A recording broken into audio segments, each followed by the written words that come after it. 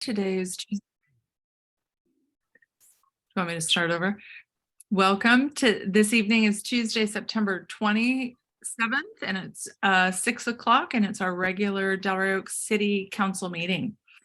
Karen, could you please do a roll call? Councilmember Donaldson. Here. Councilmember Shirley. Here. Councilmember Lintel. Here. Vice Mayor Gagliotti. Here. Mayor Kerr. Here, so we're all in attendance. Mr. Stoll, would you lead us in the Pledge of Allegiance? Absolutely.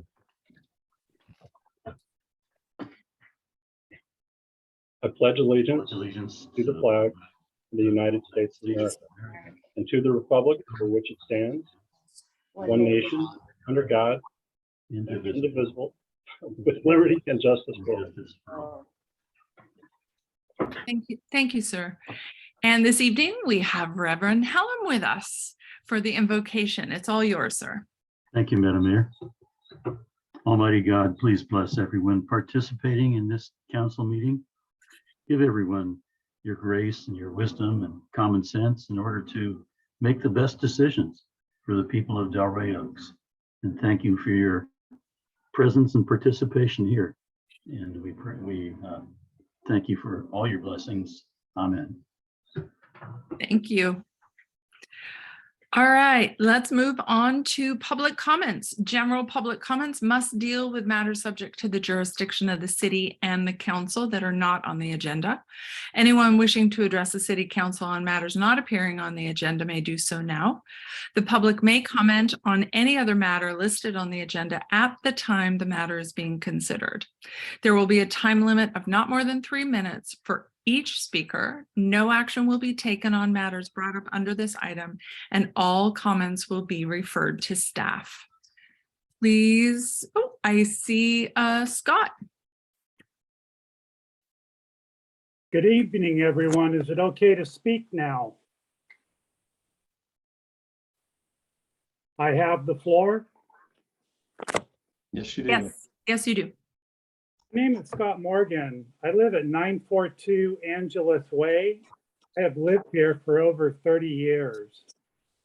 I would like to present some ideas to the city, maybe policies or goals. They might already be in place. And just to be clear, I say this with no spite or anger. One would be goals and policies for geological and seismic hazards. Number 2, hazardous waste and ordinance regulations in regards to digging and excavation on the former FORTAG property. Number 3, adopt a climate change action plan plus a state emergency plan. Plan to reduce sediment, erosion, and runoff from new development and the former FORTAG. Number 5, open space conservation goals, policies, and programs in the city and FORTAG. Number 6, Bicycle Transportation Act, and possibly looking into prohibiting Class 3 e-bikes. Number 7, California State Emergency Plan, including fires. Number 8, maybe we could get a welcome packet to new residents. Number 9, maybe we could look into naming the unnamed trail along the Greenbelt and Service Road. And the last one would be to start a cycle club or organization in the city. Maybe my thought is Pedal Delray Oaks. I will pause 5 seconds to collect my thoughts.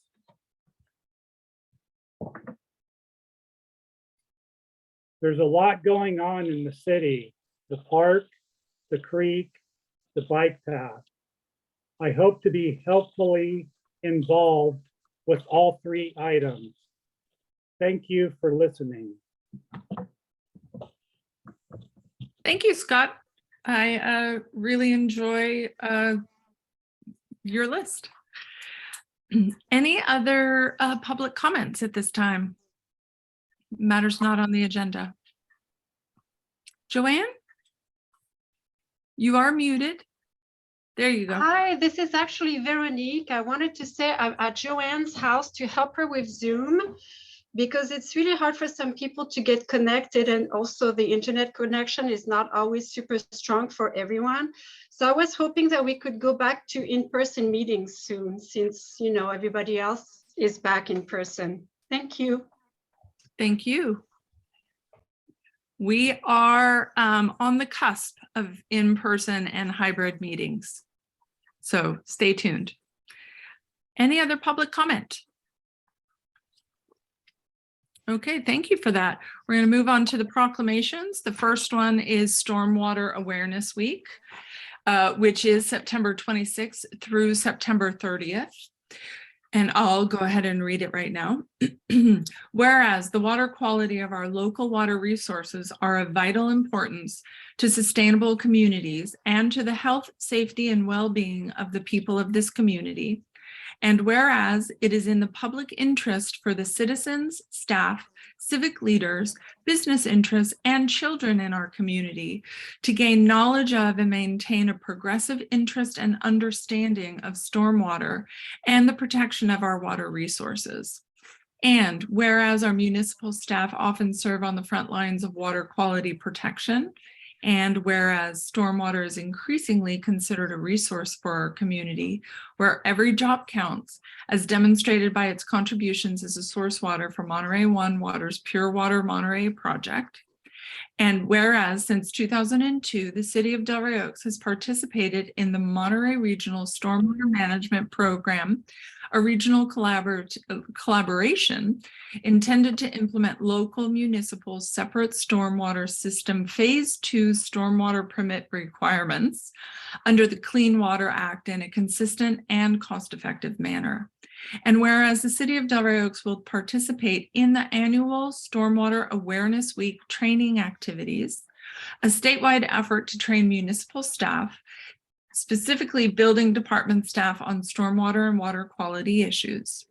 Now, therefore, be it resolved that the City Council does hereby proclaim the week of September 26 to September 30, 2022 as Stormwater Awareness Week, and urges all residents to recognize the importance of water quality and its impact on our community health, safety, welfare, and quality of life. And we have a second proclamation. Excuse me, Mayor. I'm Yes. sorry. May I make a comment on this one before we move on? Sure. All right, thank you. Sorry, I should have mentioned this to you before, but I do want to point out that Jeff Condit from Monterey One Water, who is our regional stormwater program manager, is in attendance today because he understands the importance of stormwater awareness. Also, Ron Fucci, our public works manager. We have a really excellent partnership regionally, but also here in the city. And I just would like to call out Jeff for that. He's been a huge help with us in making sure that we do everything right from a stormwater management perspective. So I just want him to know that we all really appreciate the work and the help he provides for us and with Ron. So thank you for that. Thank you, City Manager. Of course, I saw you in the crowd, Jeff. Any other comments about stormwater awareness? Okay, so we're going to move on to our second proclamation for this month, honoring National Hispanic Heritage Month. Whereas since our founding, our nation has drawn strength from the diversity of our people. And whereas with faith and passion, a sturdy work ethic, and profound devotion to family, Hispanics have helped carry forward our legacy as a vibrant beacon of opportunity for all. And whereas whether their ancestors have been here for generations or they are among the newest members of our American family, they represent many countries and cultures, each adding their own distinct and dynamic perspective to our country's story. And whereas National Hispanic Heritage Month pays tribute to the generations of Hispanic Americans whose ancestors come from Spain, Mexico, the Caribbean, and Central and South America, and who have positively influenced and enriched our nation and society. And whereas in 1968, President Lyndon Johnson implemented the observation of Hispanic Heritage Week, whereas this observation was expanded to its current 30-day period and enacted into public law under President Ronald Reagan on 1988. Whereas September 15 was chosen as the starting point for the commemoration because it is the anniversary of independence of 5 countries: Costa Rica, El Salvador, Guatemala, Honduras, and Nicaragua, who all declared independence in 1821. In addition, Mexico, Chile, and Belize celebrate their independence days on September 16, 18, and 21, respectively. And whereas Hispanic Americans continue to enrich our community with culture, educational, and political influences that can be seen in all aspects of our lives. And whereas National Hispanic Heritage Month is an important reminder of how much strength we draw as a nation from our immigrant roots and our values as a nation of immigrants. Now, therefore, I, Allison Kerr, do hereby proclaim this month as National Hispanic Month in the city of Delray Oaks. Any comments? I just want to say that our first mayor was of Hispanic descent, and he won the prize for naming some of the streets. Rosita was his grandmother. So we do indeed have a rich history there. Okay, moving on. So our first presentation is from Monterey Peninsula Water Management District. I was able to see Mr. Stolt present a week and a half ago, and the information was some I had never seen in quite the format he will present it. He does a wonderful job in distilling information that can often be very daunting. So on that, I'd like to turn it over to Dave Stolt. Well, thank you very much, Mayor and City Council, for having me. I'm going to share my screen and put it underneath the, can't get it to move down. Beautiful. Hang on a second. There we go.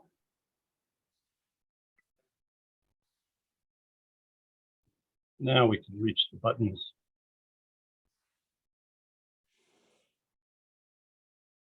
Again, thank you very much for having me. This is an overview on supply and demand based on some recent changes. We've had the 6th cycle of the regional housing needs allocation get released. That's on an 8-year cycle. We've had the most recent AMBAG economic regional growth forecast release. That's on a 4-year cycle, tied to the 8-year cycle of the RENA numbers. And our goal is to translate that new information into what impact it might dictate for supply and demand of water. And we'll have a little specific focus on Delray Oaks. So the water supply planning process is relatively straightforward. You have to come to agreement as to how much water we use today, and probably the easiest component of it, it can be measured, and then determine how much will be needed in the future and how soon will we get there. It has a big impact on when water supply is needed to be built and when you need to start planning for it. This is the last 20 years. It's actually about to be 21 years. Our water years end on September 30th. And what we're seeing for the current year is basically what we saw last year, give or take about, we're a little bit under last year. So this trend that you see is a declining overall customer demand for water on the Monterey Peninsula that's somewhat leveled out in, and I'll use a, let's see if I can get my pointer. There we go. And you can see in the last 8 years, it's begun to level out. So this is a pretty good predictor of where we are today. The last 5-year average is the 9,725 acre feet. How does that rank? Well, that's the lowest customer demand we've seen since 1958 on the Monterey Peninsula. It's about 54% of our peak, which occurred in 1987 of 18,000, over 18,000 acre feet. And it's actually almost 30% below the amount of customer demand when the cease and desist order was issued by the state 13 years ago. How do we forecast water use? Well, we used to look at historical growth prior to the cease and desist order, but many city managers, and John, you're not to blame because you weren't here at the time, but many city managers said, even without the moratorium on new meters, without the cease and desist order, we were still very water constrained in many of our cities. Don't look at that growth rate. And we said, okay, city managers, give us your best guess. And they really couldn't, but their intuition was we would use more water than what we were using pre-CDO. So the district looked around for an objective outside third-party forecast of growth, and we found it in AMBEC, which I'll talk a little bit more later.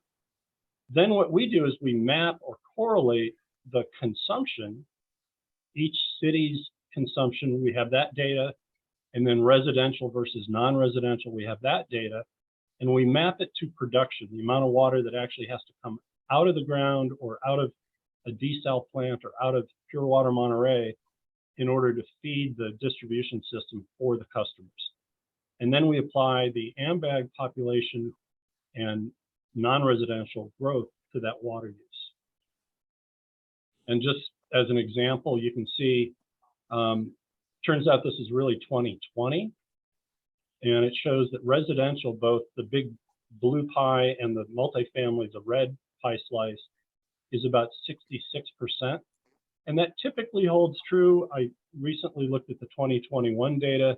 It included a lot of stay at home, work from home, and we were actually at 70% residential.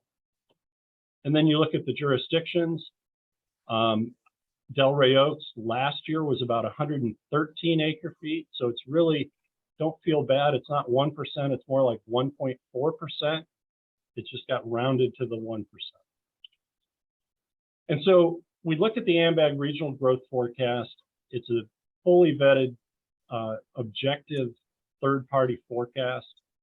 They hired an outside firm called Population Reference Bureau to test it. They tested it against 3 other models that are used in the state, and they all produce similar statistically significant results for the Monterey region.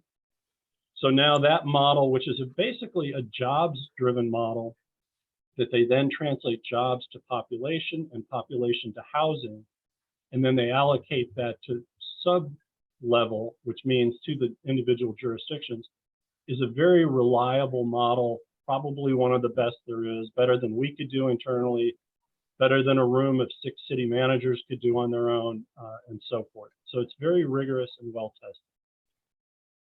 And it's used for 3 different things in AMBAG. They do a forecast for the Metropolitan Transportation Plan / Sustainable Communities strategy, which is their long-term forecast of where things are going and what transportation is needed to meet the demands of new population and new economic growth. They do a regional growth forecast, as I mentioned earlier, every 4 years. That's basically Appendix A to the Monterey Bay 2045 document. And then they also do the Regional Housing Needs Allocation, or RHNA. And all 3 of them tie very well together. They all depend on each other, and they're uniformly consistent with each other. And what's in the AMBAG growth forecast for Delray Oaks? Well, some interesting things here. Population in 2020 to 2045, predicting one of the highest growth rates on the peninsula. And I think that's a little bit because their expectation is that the Fort Ord land will, I think you have 1 buildable lot right now within your confines of the boundaries of the city, except for the Fort Ord land. And then there's the triangular piece at Canyon Del Rey and South Boundary Road that who knows where that will end up. But that 59% is one of the highest of all of the peninsula cities. Housing units, they're showing you at 454. And hold on to that number for a second. That's also a pretty significant growth rate from where you stand roughly today. And then jobs, 86 doesn't seem like a big number, but the 11.5% is actually on the higher end of any of the cities on the Monterey Peninsula. And when you consider your RENA number in the sixth cycle of 184, this 454 more than accommodates the RENA numbers and then some. So, on a proportionate basis, you have a daunting task ahead of you. Just so you're aware, population is in there. That means legal lots are in there. Houses are built on vacant lots. Vacant lots don't use water. And I'll have you know that empty houses don't use water. So just adding house numbers on as if they're water users really isn't the way to go. You have to depend on the people moving here. So it's based on a population forecast. So I just mentioned about RENA numbers. They're in there, consistent with all of the AMBAG documentation. Pebble Beach entitlements. Pebble Beach is either building, this doesn't affect you, but it affects the peninsula. They're either building new homes or they're building new commercial growth in the unincorporated county. That's accounted for in the unincorporated county portion of the forecast. Same with tourism economic rebound. And so all population and all business growth on the peninsula is included in that AMBAG growth forecast. And then this is what you end up seeing in terms of population growth. You've got population in 2020, 2045, the determined increase across each of the jurisdictions with the unincorporated county, and then the total. And the good news is this population number in 2020 adds up exactly to the population that California American reports for our service area to the state on a monthly basis. So we know we're internally consistent. And as I mentioned, your 59% of population growth, the only one that's higher, Sand City, again, starting with a very small base, but the expectation at the state Housing and Community Development Department, and frankly, the state Department of Finance and their forecasting models is these two small cities are going to accommodate a bigger share of the growth in people than the other cities are. So then we assign acre feet basically on historical use for residential purposes. So this is the 5-year average residential use. And then we equate that to the increase in population to get an increase. And then we have this little piece called acre feet served by others. We've in effect said a lot of the housing growth that's going to occur on old Fort Ord lands is not going to be served by California American Water. It's going to be served by Marina Coast. So in your case, we've assumed that 20% of your future housing stock will be served by Marina Coast Water District. That's probably low, but we've intentionally been conservative on that number. And then we add up all of the net amounts, and that's the new acre feet in 2045. We do the same thing on the non-residential side, where we know what the jobs numbers are from AMBAG. We know what they are in the future. We know the growth rate. And then we use that growth rate as the proxy for non-residential economic growth. And that means new jobs in restaurants, hotels to be built, new businesses being opened on Broadway, mixed use buildings and small scale, the Ad Astras of the world, those kind of things. And we apply that same growth rate as the proxy for non-residential economic growth, apply it to the acre feet that we know we have in 2020 to show what we'll have in 2045, add up all the increases, and that's our increase to non-residential. And then we just add them together And we can confirm the base year, the two of them add up to that 5-year average. So again, we're consistent. The future year is derived from both the population, i.e. residential and non-residential. And then we can figure out if it were consistently equal year after year, it's about 31 acre feet. What's interesting there is that's about double what the pre-CDO growth rate was that our city managers complained about. So maybe there was some truth to their concern. We were growing for the decade before the cease and desist order was put in place. The Monterey Peninsula grew about 16 acre feet per year. And here we're predicting 31 based on the AMBAG growth forecast. Then we can take that yearly amount and we say we don't want to start in 2020 and end in 2045 like AMBAG does. A new project would come online in roughly 2025. Let's look out 30 years to 2055. So we basically take that 31 acre feet per year, projecting out to get our own 30-year forecast. And then we say, well, what's our supply available? Well, today, it's pure water Monterey. It's the Carmel River at its legal limit. It's the Seaside Basin at its fully available amount. Aquifer storage and recovery, Sand City desal plant, and there's an often overlooked piece of water called the Malpaso water right, and we've only included the portion that we know is designed for new homes or expansion of businesses, not simple remodels. And we say, okay, the total supply available is 9,918, not bad. That's enough for today, our demand at 97.25. But it really doesn't get us very far, does it? If that's all we could rely on, we'd be out of water somewhere between 2025 and 2030. So obviously we need a new water supply. We've talked about desal, we've talked about the pure water expansion. Obviously the district's interest is a $59 million expansion of pure water Monterey versus what could be a $400 million desal plant. So we first look to say, is pure water Monterey expansion enough? Or if not, then will this inform us that we also need a desal plant? So we included pure water Monterey expansion at 2250 acre feet, which is the contractual obligation, which leads us to a total of just under 11,500 of available supply. We compare that out to our demand forecast, and it is deemed to be sufficient. So we don't feel the need to look any further for a desalination plant. Subject of great dispute in our community, I would agree. Graphing those, this is the supply available. And what this includes is an understanding that instead of taking the 1474 from the Seaside Basin, it'll drop to 774.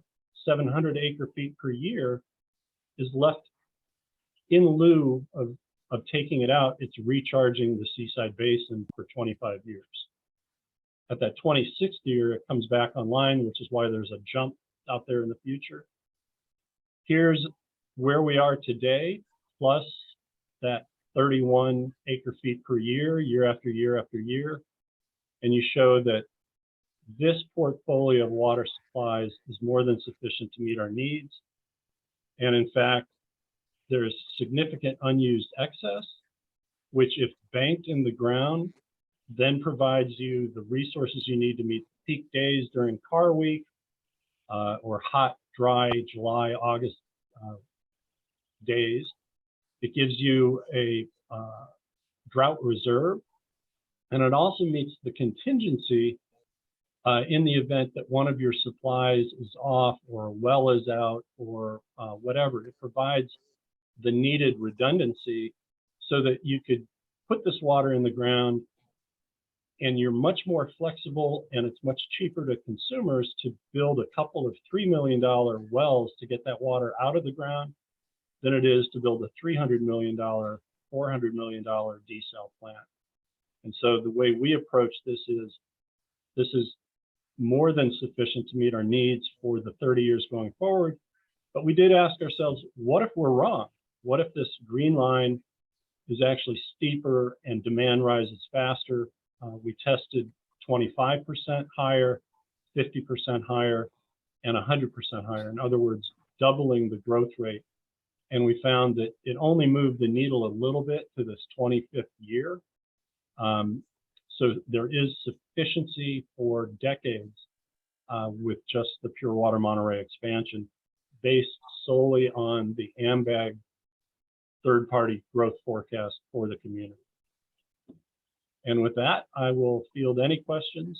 I've got a little bit more Del Rey Oaks data sitting over on my desk, so hopefully I can answer whatever you might have. Thanks, Dave. There's a lot of information to digest there. Before I go out to the council, can you define what an acre foot, how much it is, and how much does one house per year use? That's a great question. Since it's football season, we'll start with this analogy. Think of a football field covered in a foot of water, and that is an acre foot. It's 325,851 gallons. For you numbers geeks out there who want to really know, how many gallons of milk would fit in an acre foot. A large scale home in the Carmel Valley would use, let's say a quarter to 20% of an acre foot. And a typical affordable housing unit in a multifamily setting uses about 0.8 of an acre foot. And we'll say a small scale lot in Seaside or Pacific Grove, roughly 0.12 acre feet per year. But a big old single family home is typically thought to be about 0.2 or 20% of an acre foot. So you do 5 homes for a year with 1 acre foot of water. Wonderful. Thank you for that. That gives me a context. I've gone to a few trivia nights and they never asked that question. No, never. Let's go out to the council first. Vice Mayor Gagliotti? You're muted. Any questions, comments? I have a number of comments, but I'm interested in just hearing, I want to hear the questions, and I'd like to hear the questions from the other council, and then I'd actually like to go out to the public and hear questions. But again, I mean, when we come back, I have a number of comments. Okay, will do. Ms. Lintel? Yes, I'd like to thank David for being here this evening and for the excellent presentation. Thank you. Okay, Mr. Donaldson? Yeah, thank you, Mayor, and thank you, Mr. Stolt, for your presentation. I don't have any questions, but I also have some comments. Ms. Shirley?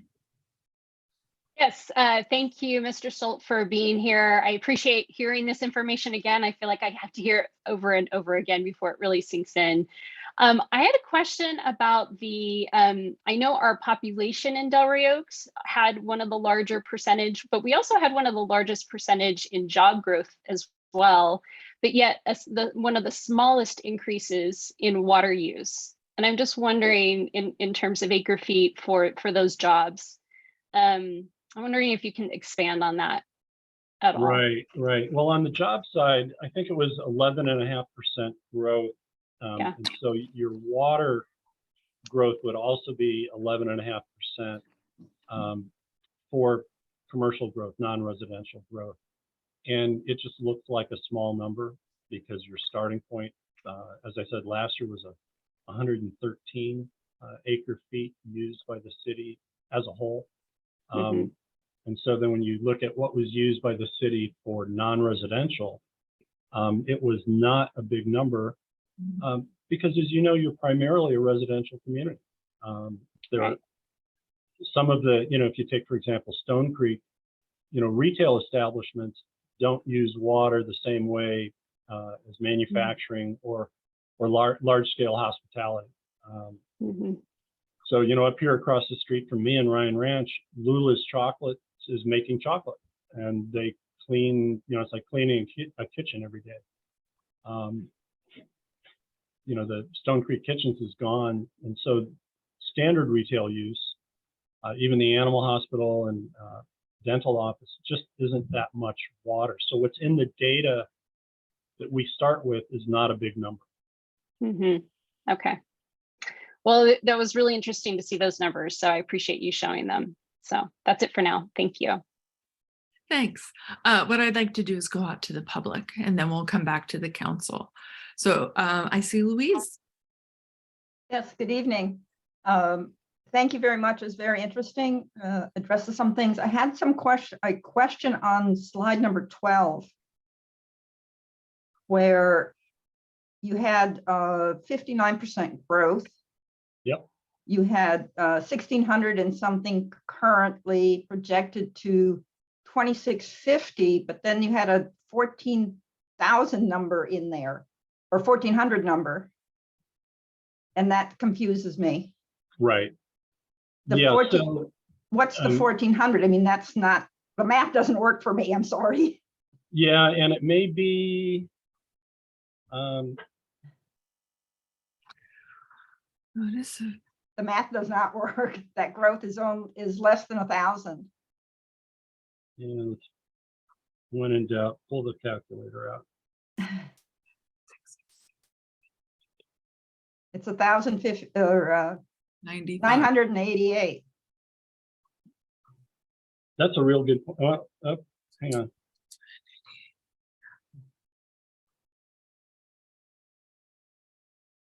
Yeah, it looks like 87%. No, I'm looking at the growth.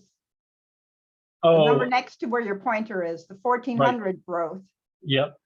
That number does not equate to the difference between 2020 and 2045. Yeah, let's go to the, so that's population.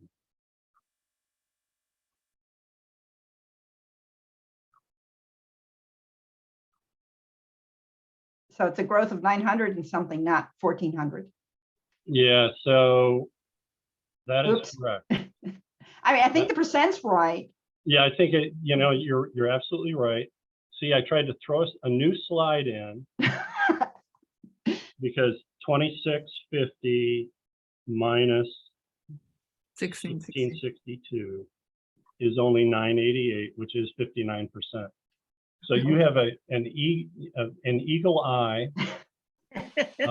So the growth rate, which is still very high, is correct and correlates with the AMBAG growth forecast. This number, this 1,452, is now correct.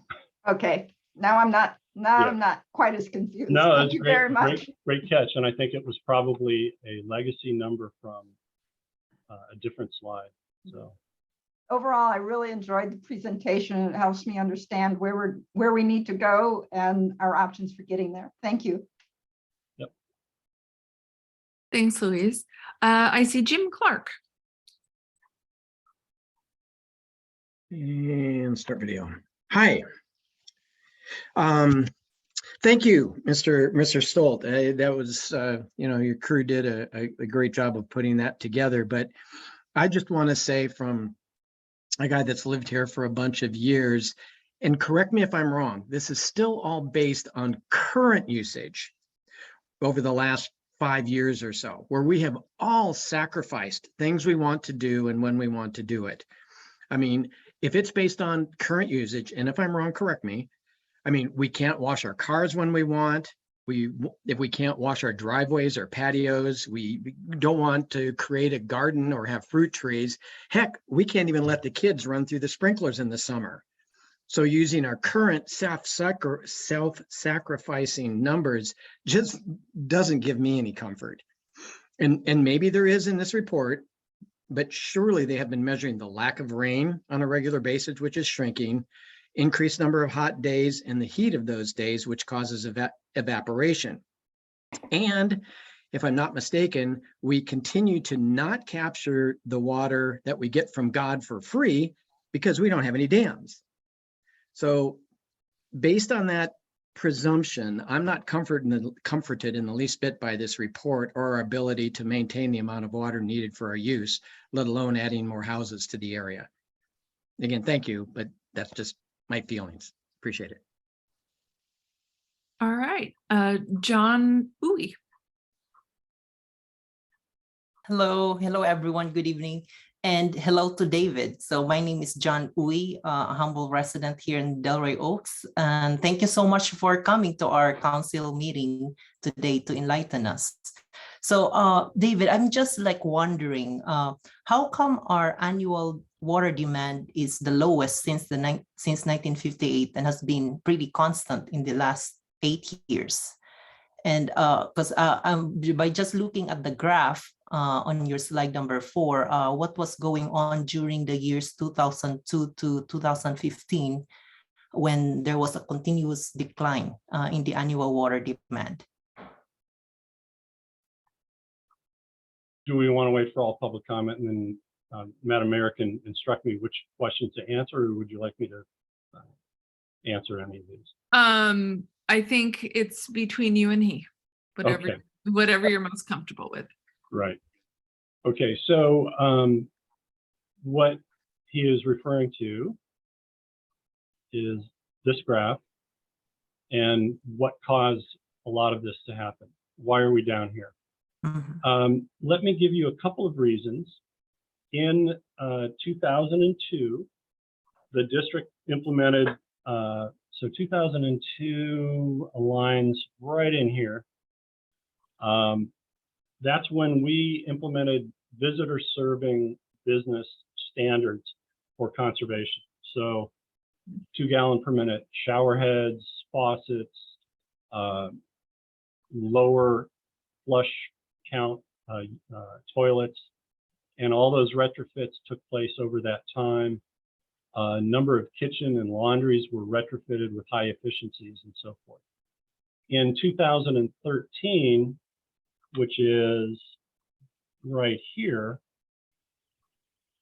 the commercial and industrial sector was given a new set of standards, which they began to implement.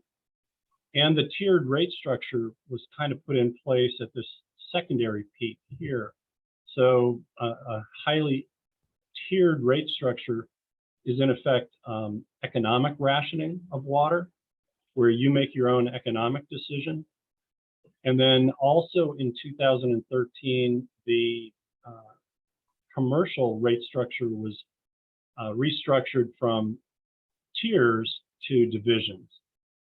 So there's a whole cast of things that had happened during this time, that a lot of which is permanent technological conservation and less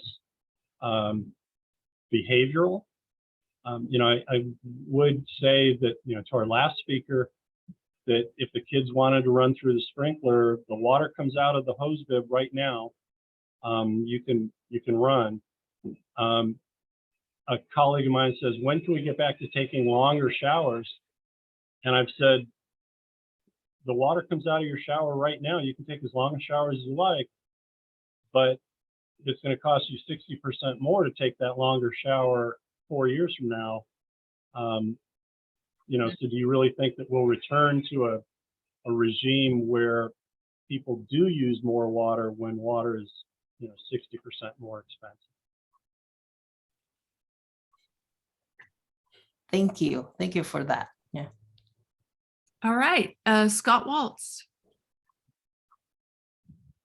Hi, Mr. Stoltz. Thank you for the presentation. So, correct me if I'm mistaken, but the measures that you've been providing are front-end water use. And what I'm thinking about is gray water, or even the way in which water is used for transportation. We don't often think about our sewage system, but the water's used to move sewage. That needn't be the case. There are other ways to make infrastructure processes like that happen. So my question is, if you could speak further about this, do the projections change significantly if you start looking at different kinds of water and the way it's used? So you spoke a little bit about water conservation efforts, but if you think a little bigger about different kinds of ways of water and it's moved, is that significant, and how much? Yeah, it's a very good question. And we view gray water systems as a form of conservation rather than as a form of supply. So it's a demand side issue rather than a supply side issue. That being said, there's very few gray water systems that have been retrofitted to homes. And I've actually seen 3 or 4 of them in homes in Monterey, and people are very proud.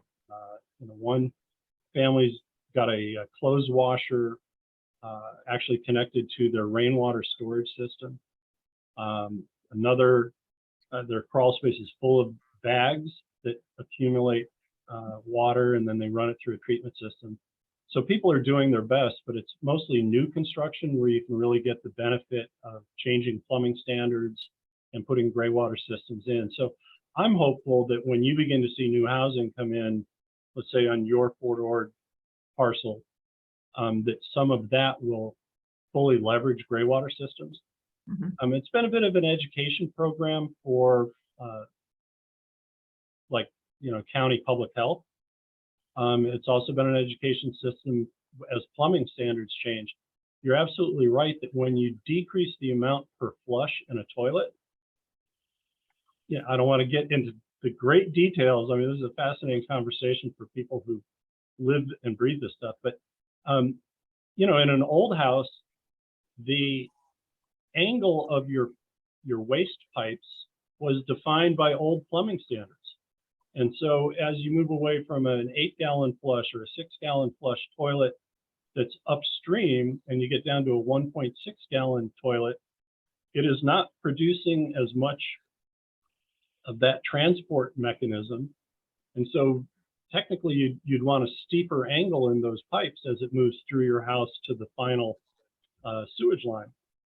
And so people aren't retrofitting their pipes, putting in steeper angles. So at some point, if you got down to 0 ounces per flush, there's nothing to move your waste through the system. So it's a fine dance between changing plumbing standards through time. I mean, you cannot buy anything bigger than a 1.6-gallon flush. 1.28. That's where we're at now in California. So call it a 1.3-gallon toilet. You just can't buy it. So the impacts are starting to get minimal because we're reaching that hardened point of conservation.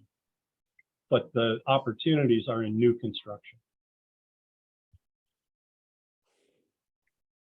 Thank you for that. Bill Ragsdale Cronin. Good evening, Mr. Stolt. Mentioned many times over Monterey One Water, where I spend a great deal of my life.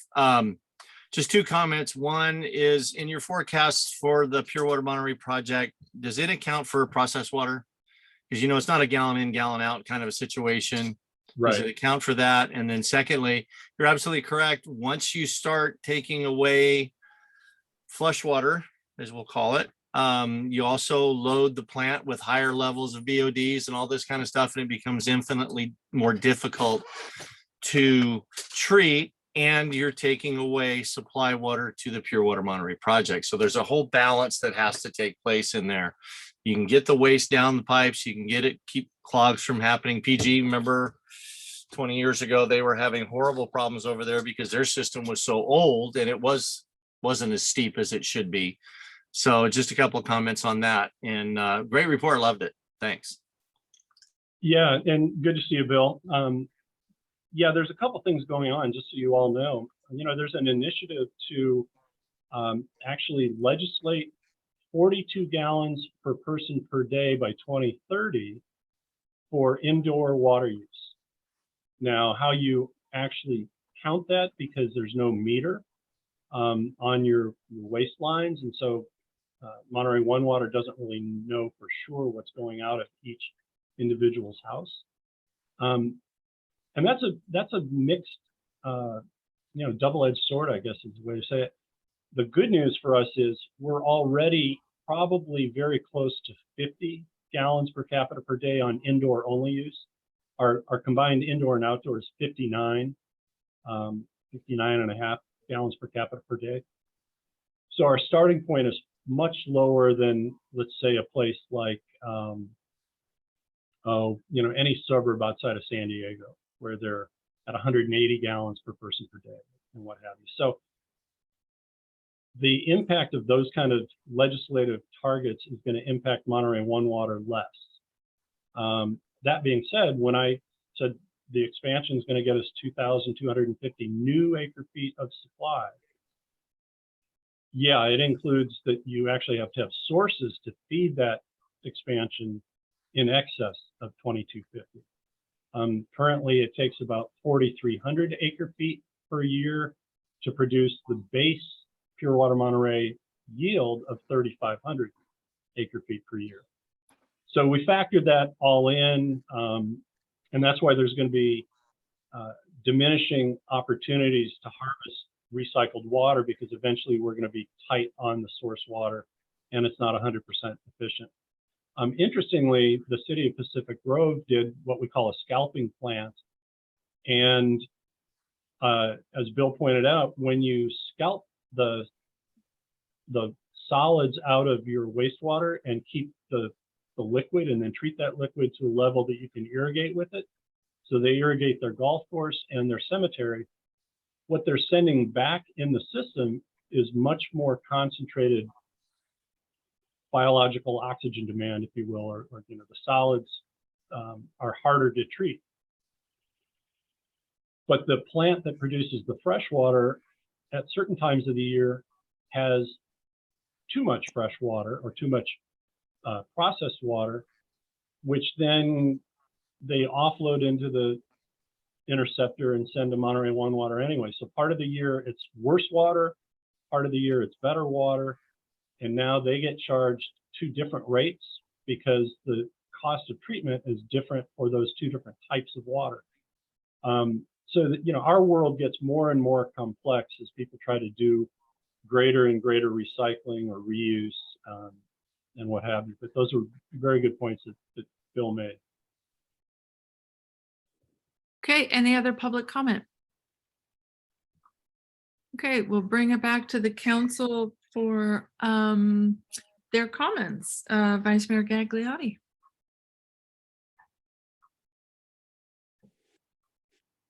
Go back here. So am I still muted? You guys hear me? We can hear you. There we go. So Dave, thanks you very much for coming to us and presenting with this. I've always liked the presentations from the district. I have the following comments though. The water, so most of my focus, you know, my background is in infrastructure development, and I'm mostly focused on supply side. On the demand side, you know, I believe in AMBAC. I think that their modeling is top notch.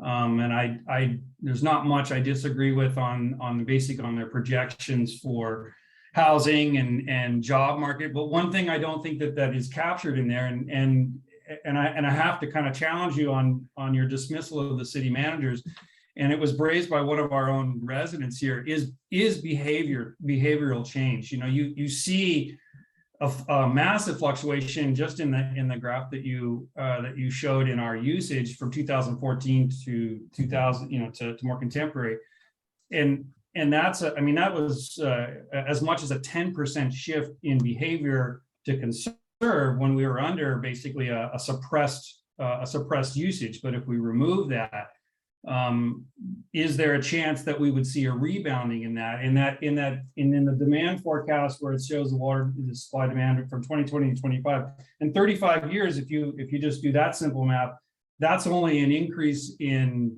demand by 11.5%. And so I'm just kind of wondering, you know, behavior doesn't seem to be captured in that AMBAG report. But again, I don't focus on the demand side, and I think that you guys do probably a much better job in that, because that's the job of the district and of Cal-Am. I am concerned in all the work that I've been doing as an elected official, and then all the work that I do in my own professional life, is working on supply. And so with that, you know, that's water supply table that was presented in one of the tables in there. I mean, that's the same water table and the same water supply table that's been presented for the last 4 years, you know, that I've been elected. And that was the table that I took around to many of the anyone who knew anything about water when I was trying to learn the water supply issues in the region. And it's, you get a broad view or a broad idea of those numbers. And really, I mean, frankly, that table represents not only the best case scenario of all the listed, or it only represents basically the best case scenario of all of those listed water sources. And even in 2 cases, those water sources don't meet the quantities in the today column, in ASR and the Sand City desal. So, and then in the case of the 774 acre feet in pumping allocation from the basin replenishment, I mean, you've been at the board meetings and you've even attended some of the TAC meetings for the basin. That's very likely going to go to another 1,000 acre feet, and in drought years, potentially as much as a 3,700 acre foot replenishment demand. So that's basically a negative. There would be an additional negative in that table. So when I look at the table, I mean, just kind of going back and recalculating. So Pure Water Monterey project, it's a brilliant project. It's my predecessor, Dennis Allian, was instrumental in getting the original, and some would say the only completed water purchase agreement for the source waters for that project. And Paul Sciutto and you deserve an enormous amount of credit for making that happen. And so I definitely believe that 3,500 acre foot number, that's a solid number.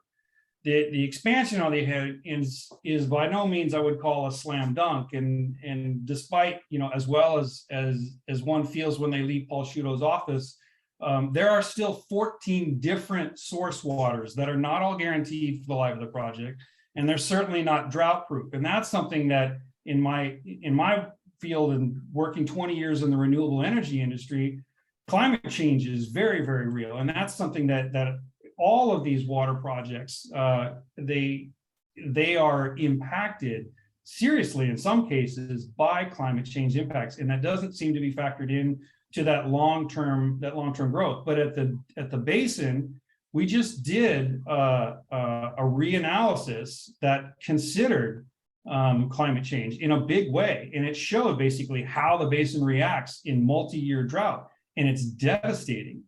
And so that's all out there for the public to read. But I want to continue on and say that again with the 14 sources, and I know that also too you've read Cal-Am's testimony to the CPUC, and you likely saw the commissioner's independent findings on the source water risks for the expansion project. And it could be as much as a 0 to 1,000 acre foot production in drought years from the expansion to 2,000 to 2,400 acre feet in normal years. And so, I mean, I've been doing this long enough to know that you don't just take Cal-Am's number, and you certainly just don't take, Paul Sciutto's number. It would be somewhere probably in the middle of that in normal to drought years. And that swing could easily be, it could be a haircut of over 1,000 acre feet, and that's nearly a 10% difference on that total. On the Carmel River, I'm a board member of the Carmel River Watershed Conservancy, and I'm very happy with the reduction in the river diversions. So I'm very happy with the 3376, and I would definitely call that a solid number. That's in there. ASR, I love ASR. I think it's smart. I've learned a lot about ASR from John Lear, who I spend a lot of time with on the TAC. I think he's one of the smartest hydrogeologists in the region, and you're very lucky, I think, to have him.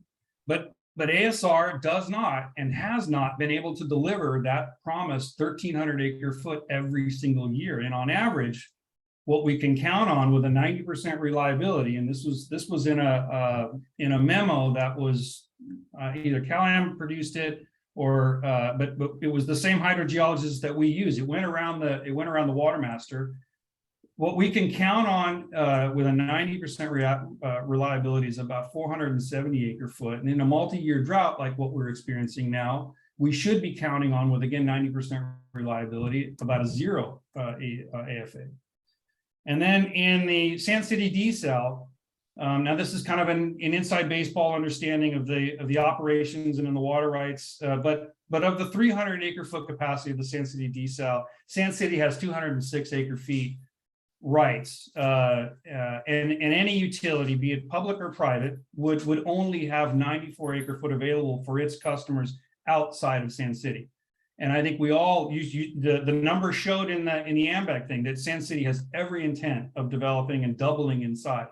So I think that 206 acre feet would not necessarily be available. Up to this point, it has been available for those of us outside Sand City to use, but I think that we have to. I mean, a utility would have to only be able to count on water rights out of that desal plant that it could guarantee, and that would be 94 acre feet. So kind of to summarize on my supply side calculations, so I think Pure Water Monterey definitely 3,500 acre feet. The expansion somewhere between 2,000 and 1,150 acre feet. I say I would take the more optimistic number and say 2,000 acre foot. I'd say the Karma River's 3,376. I think the basin takes 1,000 from this. I think ASR drops down to about 470. Sand City's down to 94. And Malpaso is 58. I think that's a solid number. That number right there is 8,400, is 8,500 acre feet, which is not even cover basically the supply that we have right now. And the other thing that I didn't see that I haven't seen here, and I know that Pure Water Monterey has banked away 1,000 acre feet, but I don't see in that table an operational buffer. And any utility would have to have some sort of operational buffer, and that's going to be somewhere between 10 and 20%. And that would take that supply just in this table right here. This table with what I would call more conservative numbers, or maybe kind of a rationalized number, would take it down to about 7,600 or 7,700 acre feet per year from this suite of supplies. And I do believe that we're kind of headed towards this. I mean, we're overdrafting the basin right now as we speak. And I think any disruption in any one of these projects, which are all based on groundwater, groundwater and some surface water, but that surface water is based on rain. We are pinning our future on a critical water resource, on a finite supply, which is groundwater, and in an environment that's going to cause a potentially diminishing supply. And I just think that's not smart planning. I mean, I'm in renewable energy, and I was making these arguments 20 years ago when I was talking about we got to get off fossil fuels. It's a finite resource. It has all kinds of negative externalities, and renewable energy is replenishable. It's free. There's no fuel costs. I see the same exact situation here with regard to our water, is that desalinated water is renewable water, and it's an inexhaustible supply. So I definitely think the work that we have been doing, the work that you guys have been doing, I mean, I don't want to take any credit for this. You guys have been doing, the district and Paul Sciutto, and I mean, ASR is the district's baby, and that is an amazing project. Monterey One, Monterey One, you guys have done amazing work there. I think that those are great uses of efficiencies. It's capturing rainwater when you get it. It's using wastewater when you get it and replenishing it. I think those are all great, but we are not answering. In fact, we're whistling by the graveyard, in my own personal opinion. We are not adding new supply. We're just reusing existing supply, and that existing supply is based on a diminishing finite resource. So I think that this is, I mean, again, I don't want to ding your presentation. I think it's great. I have a tremendous amount of respect for you, but I just think that this is what's getting lost in all the politics, and is that we are not talking about new source. We're not talking about a renewable new source. We are still just hanging our hats on the old ways. And I saw this, this mistake being made in energy, and now I see it in my own community that I've grown up with water.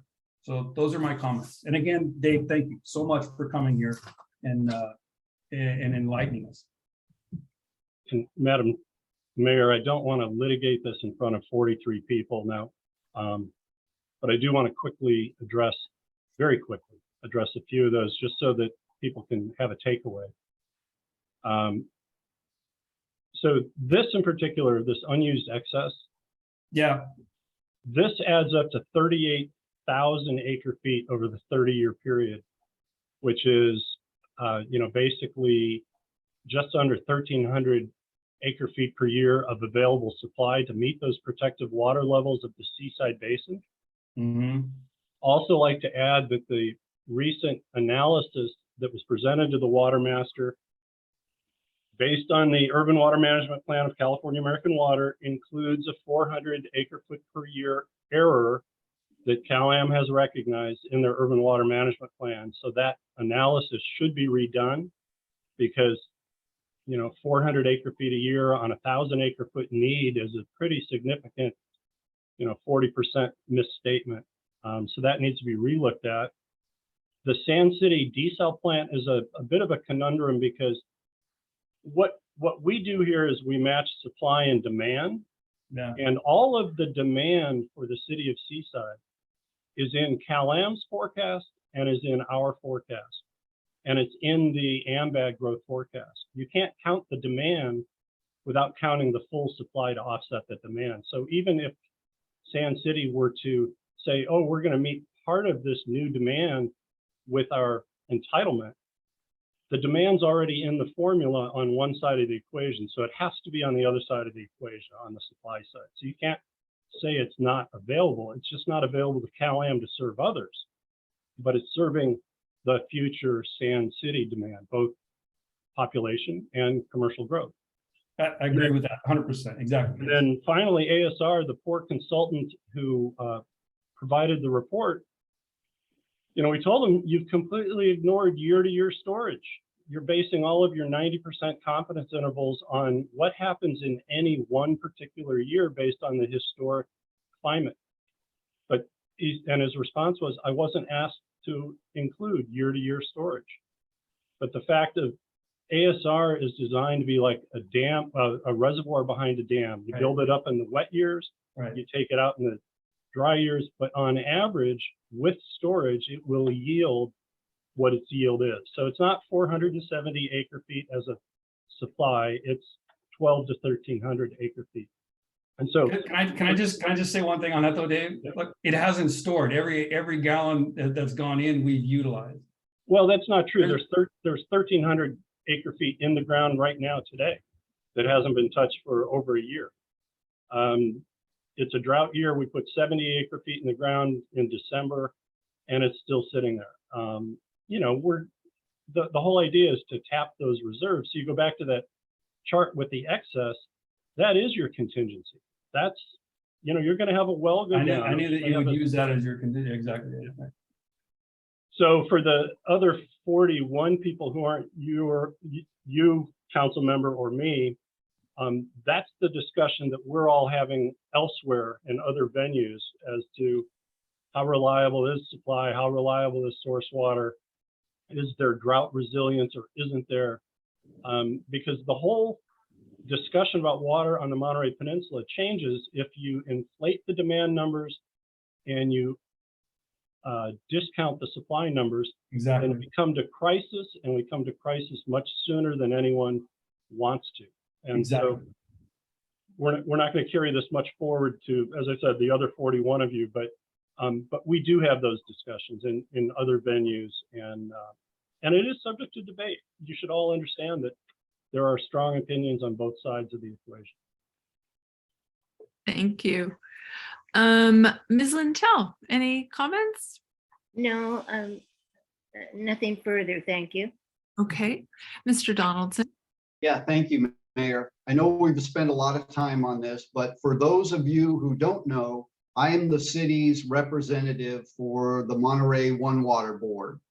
And I can tell you, I'm very proud of what that organization does as it applies to the recycling of our water. And each month I provide a staff report, and there's one in today's packet as well, where I give an update on how much water has been produced through that project. And so far, it's been about 8,000 acre feet since the beginning of the project.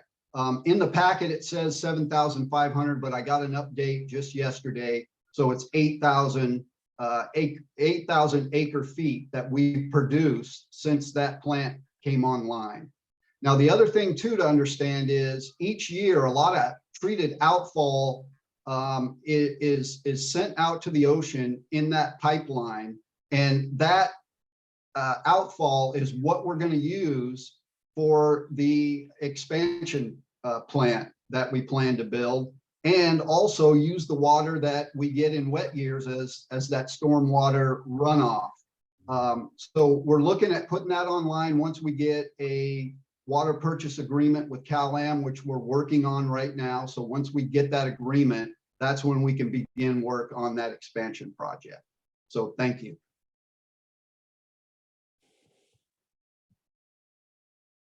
Thank you. Ms. Shirley.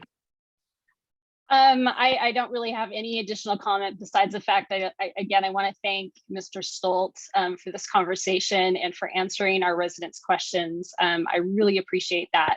I was at the Board of Supervisors water workshop. I was at M1 last night listening to the supply report that is obviously going to take longer than an hour to go through.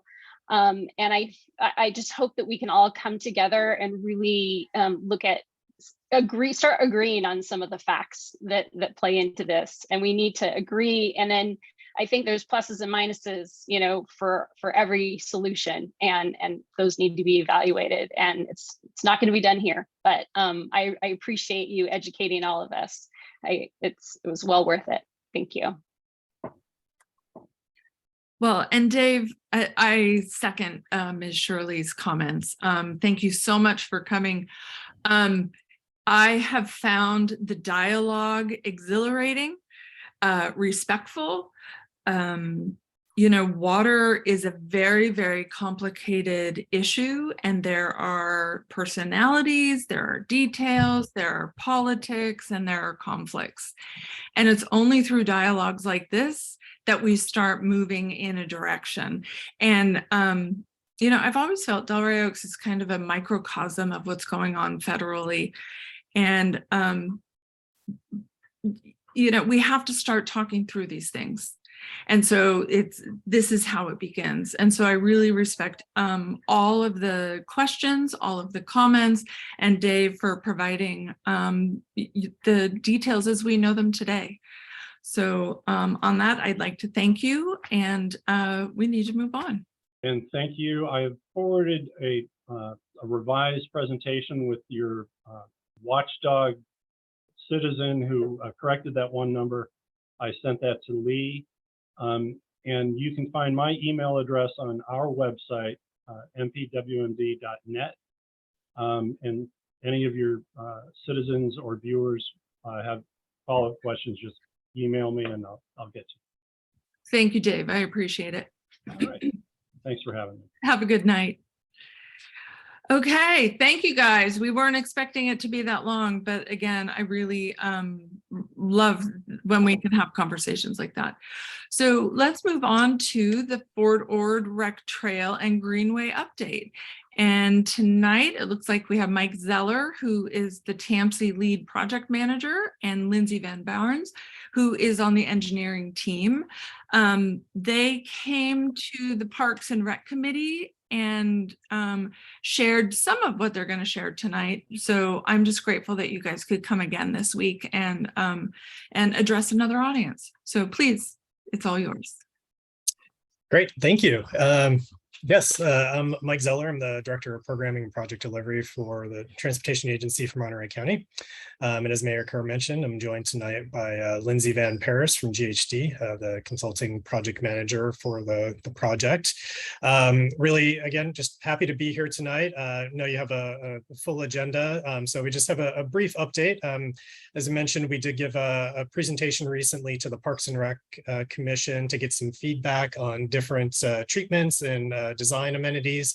So wanted to just kind of run through our presentation to just give an update on the feedback that we had received. We also had an online poll that was open that we were able to take feedback from the community and got some great participation with that as well. So we can share those survey results. But just as typically like to do, like to just start off with a brief overview of the project. If we have anybody that's new to our presentation here tonight, as you can see on the screen, we have a number of project partners that are assisting us with the Canyon Del Rey segment of the Fort Ord Regional Trail and Greenway project. Great partners with the city of Delray Oaks, the Parks District, who will be giving a presentation to next Wednesday. If you'd like to come and hear our presentation again. Working with the city of Monterey, city of Seaside, of course, Caltrans, and then the great consulting team at GHD. For the project overview, the Fort Ord Regional Trail and Greenway, there's a larger vision of 28 miles of recreational trails throughout the Monterey Peninsula.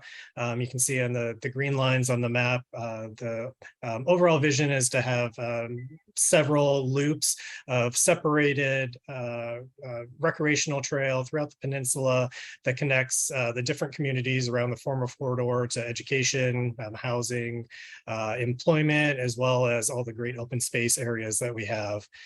This full 28 miles has been environmentally cleared, which was certified in March of 2020. So now the Transportation Agency for Monterey County is moving forward with attempting to secure funding for different segments of the project, with the first one being here in Delray Oaks and Seaside. The Canyon Del Rey segment received just over a $10 million state active transportation program grant to fully fund this segment through construction and using a portion of our Measure X funds. The $15 million for the Fort Ord Regional Trail and Greenway was included in our Measure X program that was approved by the voters in 2016. So that gives us some local funds that we can use to leverage outside funds. So using just over $1 million of local funds to bring in that $10 million of state funding. So moving a little bit closer, I can give more specifics on the Canyon Del Rey segment. So this 1.5 mile segment of regional trail starts at the North Fremont and Canyon Del Rey, runs along the frontage of Safeway and then back through Work Memorial Park around the tennis courts, where we'll just have no improvements along Angeles Way, except just for wayfinding, where the trail then picks back up at the existing trail in Delray Park, with an undercrossing at 218 in the Frog Pond, back up to Carlton, and then down to along Plumas, where the trail terminates at Delray Woods Elementary School. And the great thing about this this segment is that just in this short 1.5 mile section, we're connecting a number of different open space areas that were previously difficult to get to without having to get in a car and drive to them. So with the Laguna Grande Regional Park, Burke Memorial Park, Delray Park, the Frog Pond, and then opening up access to those nature education opportunities to the students at Delray Woods Elementary. There's a lot of quality with this this first segment that we're able to open up, where people can walk and ride their bikes to these different amenities throughout Delray Oaks and Seaside. But with that, we do like to think that this is more than just a trail, and this is what the project is really an investment in the community. As I mentioned, it's a Safe Routes to School project. We're improving crossings and safe crossings at Delray Wood Elementary for the students that are going there, but also making it safer for them to come down and visit the Frog Pond Wetland Preserve and do that in a safe way. Cross under State Route 218 to Delray Park, and just give more ways to safely access different areas within Delray Oaks. The tennis courts are getting a facelift. We've included in our mailings and in prior presentations. We're able to, with this project, reorient and resurface the tennis courts. And by doing so, it actually ends up saving the project over $26,000 in construction funds, where we are avoiding having to build expensive retaining walls. And we also avoid having to cut down trees that are in the area. So it's both fiscally and environmentally sensitive to actually do the upgrade to the tennis courts, which is great. And it also gives us more space there for to put in a permanent placement for the butterfly garden, where the trail can meander through, and put in permanent planters as well as ADA accessible features for all the residents in the community. There's a chance to stop and enjoy the views. There's landing areas in Work Memorial Park, as well as Carlton Drive, a little parklet that we're planning to construct, as well as the traffic calming along Carlton and State Route 218 are able to both preserve trees as well as reintroduce some on-street parking back into Carlton, which was one of the big comments that we had heard from the community. So with that, I believe we have our video that we can run through that shows more detail these amenities that we were just talking about. Thanks, Mike. And hopefully you all have seen this video. And if you've not, the link is down there on the bottom. And I believe these slides will be provided so you can find a link to the YouTube video. So this just kind of steps us through that overview that Mike just walked through. And we start here at Canyon Del Rey and Fremont Boulevard. We are putting in a green separated crossing for cyclists and pedestrians. So that way cyclists and pedestrians don't need to mix while crossing the roadway. And then providing a wider 8-foot wide with 2-foot sidewalks along the Safeway frontage. Then this gives you a overview of what the butterfly garden is envisioned to look like. We'll be using different paving materials through here to really highlight that this is a place to stop and enjoy the area. This shows the reoriented tennis courts with some amenities like bike racks and the seat walls, the pavement butterfly stamp. And as we pass through that, you'll see there's these little black circles. Those are the proposed locations for the CCTV cameras. This is the undercrossing. The gray walls here are meant to be a blank canvas, so we can look at what opportunities do we have to really enhance the area with some opportunities for some decorative paving, which I'll talk a little bit in more detail about here coming up. As we're wrapping back up to head down Carlton, we've really kind of reactivated this wide pavement space that's out there today to not only help slow down cars and reduce the crossing length for pedestrians to make it safer for people to cross both Carlton and 218. We're proposing the rapid flashing beacons, which you saw flashing there, as well as an ADA accessible ramp to get that steep grade between 218 and Work. And as we go up Carlton, we are removing the parking protected bike lanes over on the east side, and on the west side, we're trying to provide a blend, pulling the trail away from the residents that back up to Carlton, but providing pocket parking where needed. So we've added, I think, roughly 10 stalls of parking back on the west side of Carlton.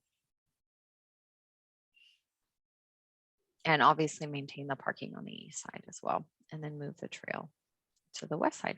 So that is our video. And this is just a quick look at where we've been. So we've been in front of the council a number of times. This is just a brief overview of what we have done and what we will continue to do as we move this project through to construction. So I want to talk a little bit about the amenities that you saw in that video. So what we wanted to do was use a theme to create a sense of place. And what is an amenity theme? It's essentially a suite of street furniture, like benches and trash cans, and surface finishing, like materials and colors, textures, and artwork that are placed along the trail.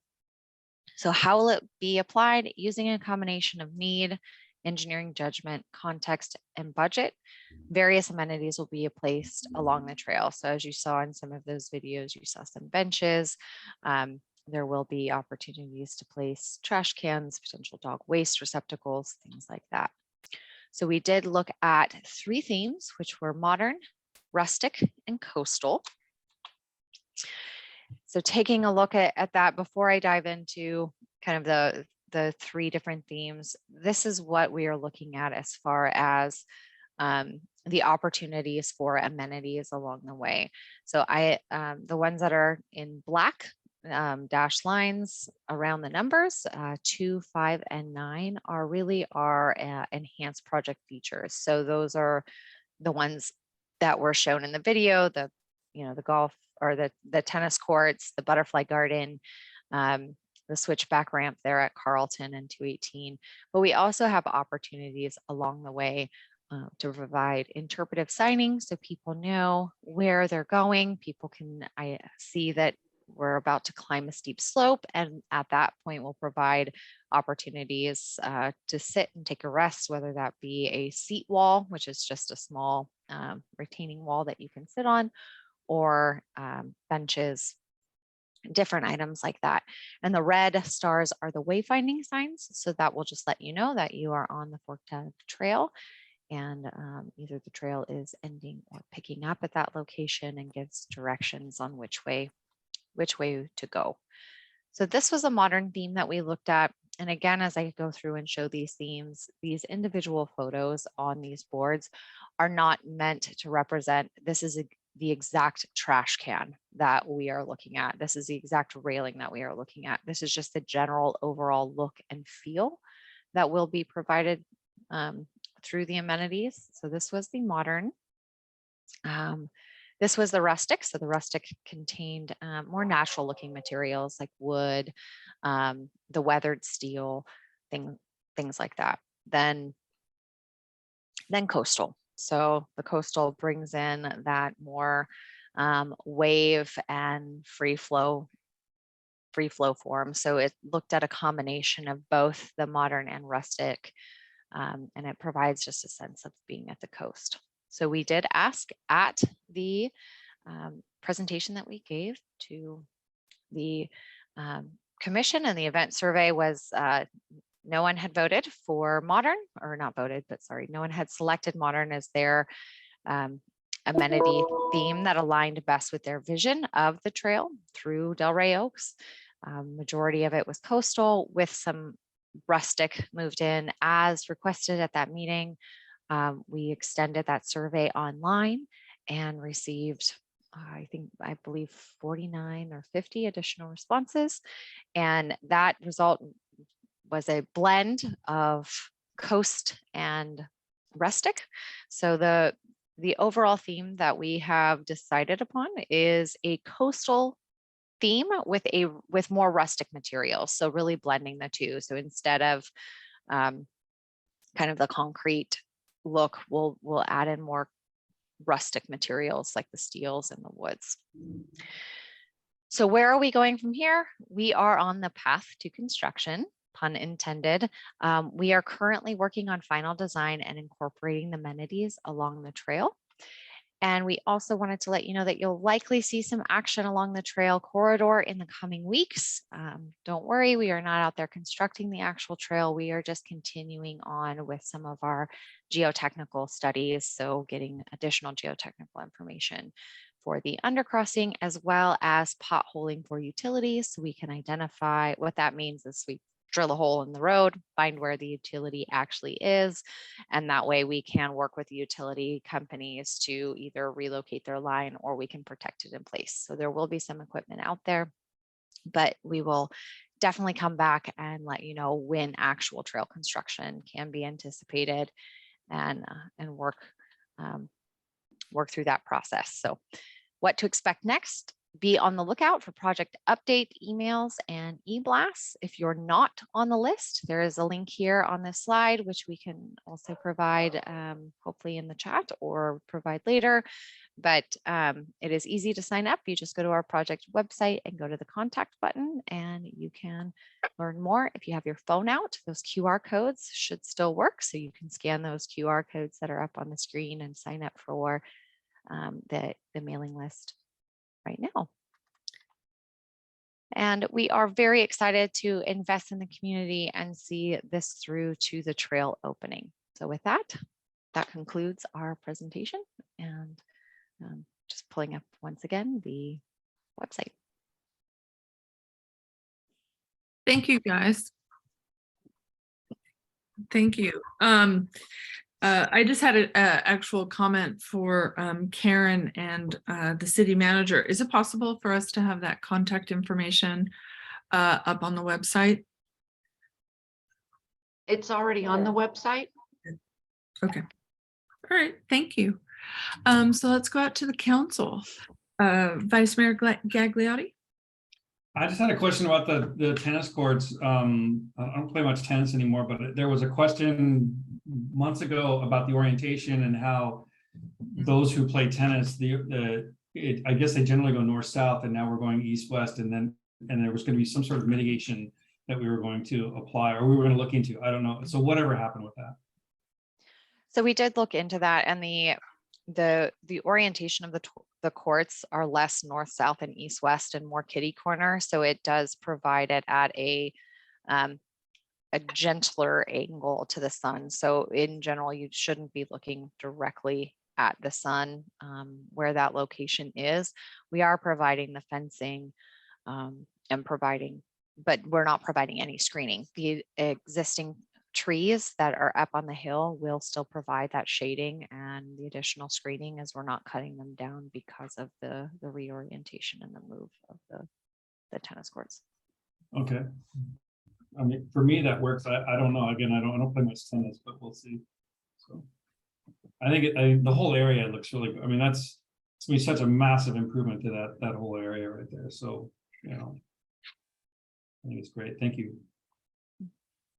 Okay, Ms. Lintel. Yes, thank you for the excellent presentation.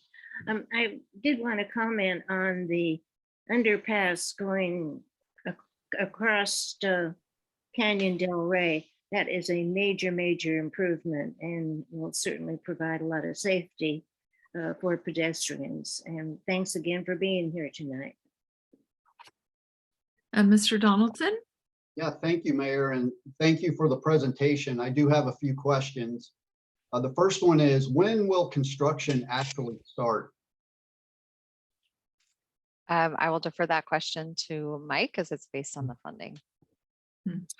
So our funding deadlines to get through a final design are June of next year, and we're on track to meet that. Once we're able to get our construction allocation, we would then go out to bid, which would take a few months to get somebody under contract, and then at which point we could start the construction process. So the kickoff for construction could reasonably be fall of next year, when actual, there would need to be some staging and getting ready for construction. So when actual groundbreaking takes place, could be a few months after that. So difficult to pinpoint that at this point until we get a contractor on board and able to work through the schedule. But reasonably, the process could start next fall. Okay, my next question is, where are you going to start the project? So I can give an answer to that. I mean, Lindsay, you can fill in some of the more finer specifics, but we'll do essentially a constructability review as part of the process, and look at construction staging, as I mentioned, will be one of the things for where the project starts. So really, once we get through the final design process and get a contractor on board, we can start to have those discussions. Yeah, I mean, but do you have a priority for it? I mean, you have a finite amount of money, $10 million. And the other question is, can you complete the project now for $10 million? So you're going to have segments that possibly won't have funding. So where are your priorities to start the project? Well, the construction engineer's estimate for the project right now, we have sufficient funding through construction of this segment. So are you talking about future segments of the project, or this area specifically? I'm just talking about within our city. Based on our current estimates for the project, it is fully funded through construction. So it's not like we would start one portion of construction and not be able to get to another. The entire project, this entire segment will be completed. But do you have a priority of where you're going to start? Not at this That, yeah, sorry, I can add a little bit to that. So we are, where we can work on the project is going to be determined by when we can start construction. So when that construction date is finalized, we can determine where we will start, the contractor will be able to determine where they will start. For example, working within the frog pond during the bird nesting season is not something that will be allowed. So if construction were to start in the spring, construction would need to start in areas where nesting birds are not an issue, whether that be at 218 in Fremont or up along Plumas. If construction were to start in the summer and nesting birds are not a concern, and we will do our biological studies prior to construction within the limits of, or the requirements of the environmental document. But then we could potentially start in the frog pond area if the environmental requirements allow. In the rainy season, we don't want to be working along Delray Park because of the fact that it's adjacent to the creek, and we want to minimize and eliminate any runoff that would directly discharge into the creek. I wish I could give you a stronger answer, but the answer is we will work with the contractor to make sure that we are meeting all of the environmental requirements, all of the permit requirements that we're required to obtain from the various permitting agencies, and streamline the construction that minimizes impacts to the environment and impacts to the traveling public. Okay, and where do you plan on staging all your equipment? Right now, we are proposing to stage the equipment on the existing Hall Road. So where we're not using that, it'll be staged on the existing Hall Road there in Work Memorial Park. There will also be opportunities to stage over closer towards City Hall. So we are working with Mr. Hoyne and Mr. Burton to figure out where, if in the courtyard there, we can use some area to stage, and then there will also be opportunities to stage within the PG&E easement along Plumas. Okay, my main concern is if you're staging all that equipment within the Hall Road, and you got to get down to where the frog pond is and where you're going to build your tunnel, are you going to be going down Angeles Way to do that? I cannot say what the contractor will do to get equipment to and from. That would be a comment that would need to be asked of the contractor. Yeah, I mean, that's something I think clearly we need to avoid. So if within the planning process, if that could be pointed out, I think that would be beneficial. And there's current access from the courtyard, if opening that gate and driving in through there. So that would be the most efficient and effective way for the contractor to get in and to construct that segment of the trail. Okay, and then my next question is about closures. So you're going to have to close down 218. You're potentially going to have to close down the entrance into Safeway. You're going to close down the tennis courts. Can you give us an idea? And you're going to have to close down Carlton and Saucedo as well. So can you give us an idea how you're going to work those closures and minimize the impact it's going to have on our residents?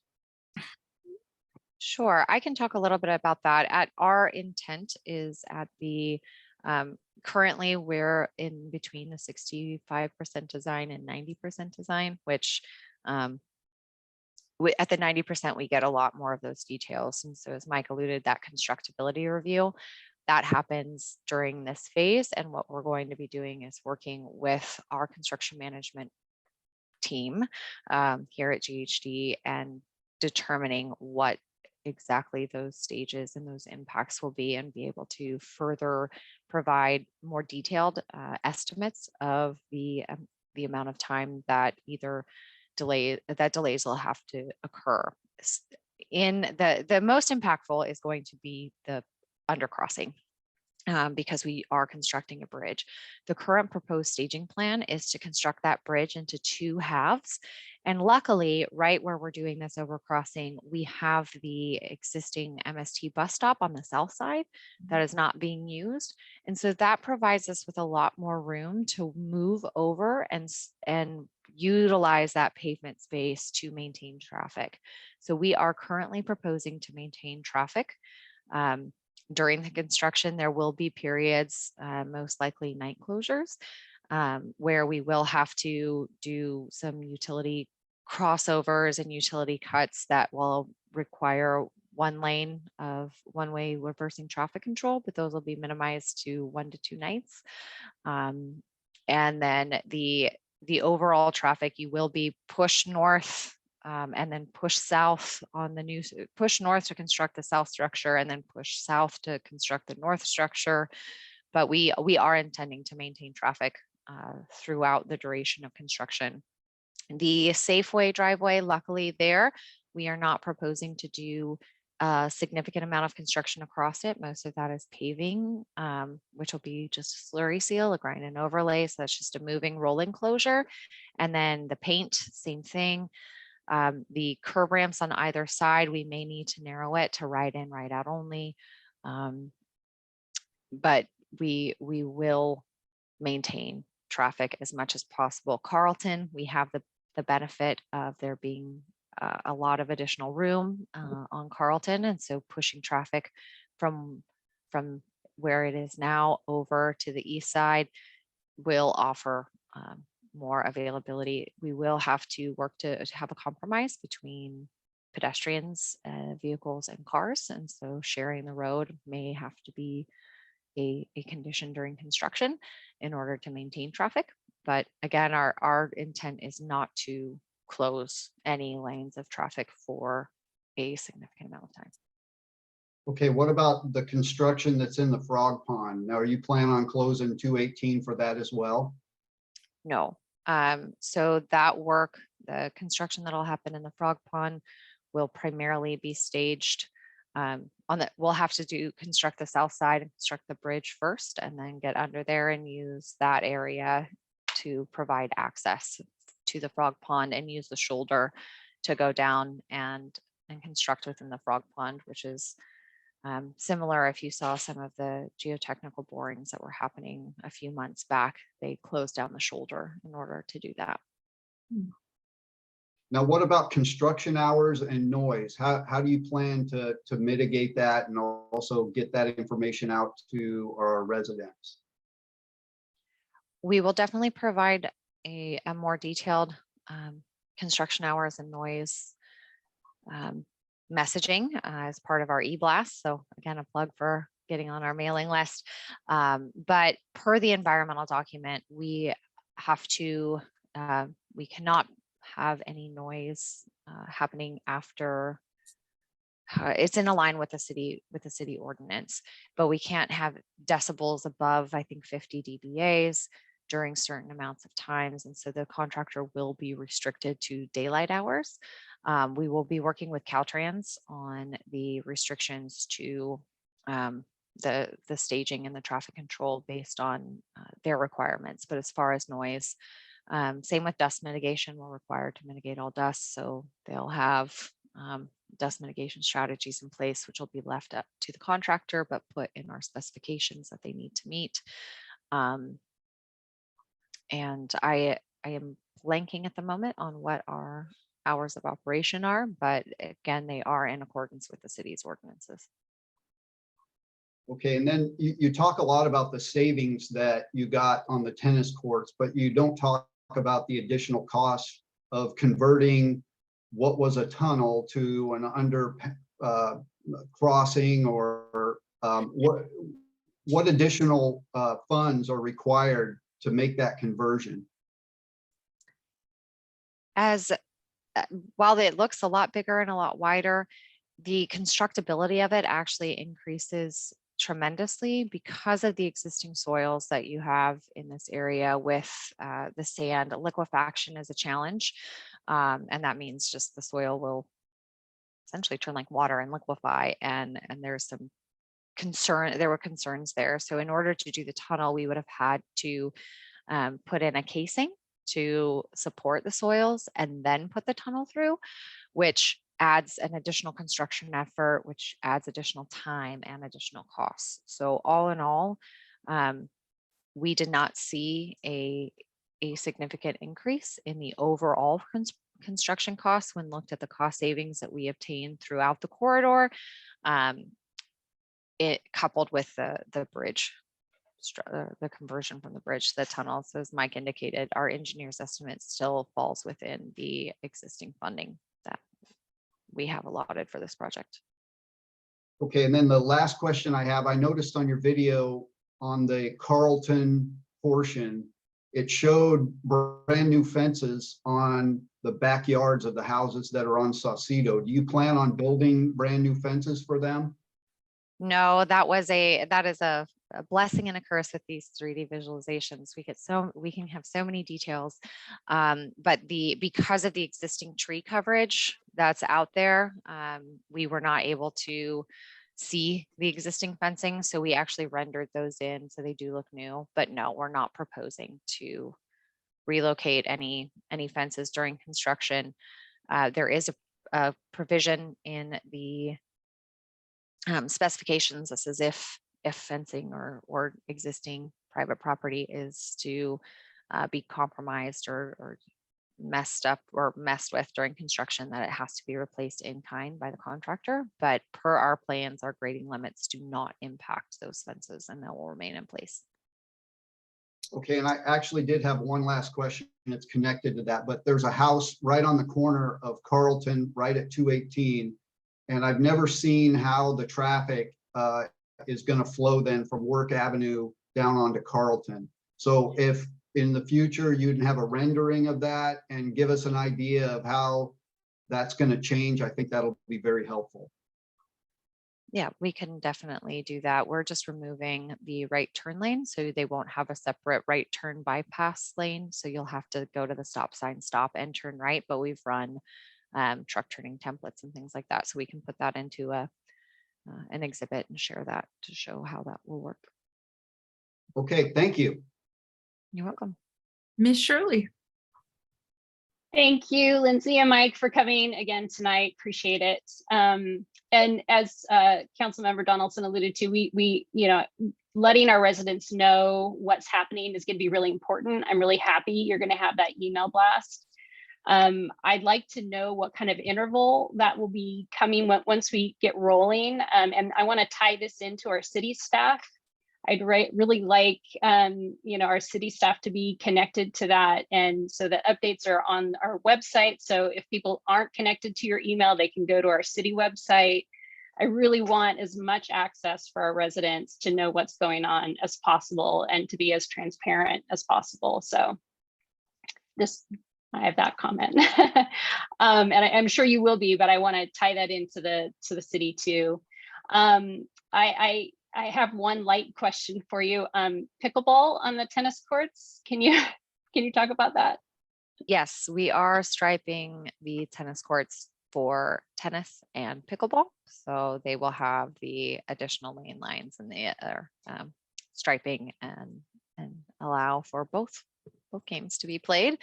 And I can address the frequency up until we get through final design. We are proposing quarterly mailings or quarterly updates. So we'll be providing those. We're aiming to get our first quarterly update out in October. And then from there, it'll come out every few months. Then once that gets into construction, Mike, I'll have to defer that to you. But as far as the city goes, John joins us every Friday, or sorry, Jeff joins us every Friday to have our focused team meeting, and is very involved and very aware of all of this, and has been great at providing Karen with all of our information to get it up on the website. Yeah, just what we've done on other projects as we've gotten closer to construction is to pull together a public outreach stakeholder group. So we intend to do something similar with this project where we'll have obviously representatives from the city, members from the community, from business groups that we work with to try to get messaging out during construction of all different types of notices and updates. So we'll get that started probably closer to next summer as we start to get closer to getting our construction allocation. Okay, yeah, that sounds great. Thank you. I'm happy to hear about the combination of the rustic and coastal. So yay, combination there. And then lastly, you didn't mention this, but I know you've mentioned it before. Can you just review when the council will be receiving the supplemental agreement that we need to sign off on for this project? So we're anticipating bringing that back at the beginning of next year. So the supplemental will include essentially approval and acceptance of the final design. So once we get through that process, receive all the comments, we're able to wrap that up. We'll be able to bring that back to council. So that supplemental agreement targeting reasonably around January or February. Okay, sounds good. Thanks, everyone. All right, actually, I want to go to John. Do you want to go? Do you want Oh, yeah, I just had one question come up, and apologize for not following what's going on at the planning commission, but has this been, has this already gone through jurisdictional discretionary permitting, or is there a larger jurisdiction that's handling that? I don't know if we've already, Delray Oaks has already granted a conditional use permit that has a lot of those construction conditions and mitigations in it. Who's permitting it? I guess that's the question. We will, well, from an environmental standpoint, we do have to obtain permits for the various impacts through particularly Work Memorial Park, where there's existing wetlands that we are enhancing and some that we are modifying a bit. So we will be permitting the project through the appropriate environmental agencies. Mike, I saw you came off mute. Did you want to add to that? Oh, no, thank you for jumping in on that. So the overall permit is not a conditional use permit through Delray Oaks. It's going to be state and federal permits for the sensitive species or sensitive habitats. Is that what I'm hearing? Correct. So then when does Delray Oaks basically get its opportunity then to put conditions on it? Like, is it during the ministerial process where we would put the I don't know, contacting and a lot of the questions that I heard Councilmember Donaldson raise are often operating conditions or permit conditions in some form of a permit. But it doesn't look like our jurisdiction is granting a permit, or at least not a discretionary permit. We will, yes, we will be getting encroachment permits or a discretionary permit from the city of Delray Oaks, as well as Caltrans, Monterey and Seaside for the work that's happening within each and Parks District for work that's happening within each of the jurisdictions. So to answer that question, yes, we will be obtaining a permit to authorize construction. Okay. Was that it, Mr. Gagliotti? Yeah, I think that's great. I mean, the planning commission is pretty solid. They'll keep us safe. So. Good. All right. I'd like to go out to the public. So anyone that has comments? Kathy Palazzolo. I have a few questions and comments. I don't know if you guys want them all at the same time, but yes, let's do them all at once and we'll make sure. Okay, so if there's going to be road closures, is our local law enforcement going to help with the direction of traffic? And if so, what are the costs going to be to our citizens if we need to hire extra law enforcement for these things?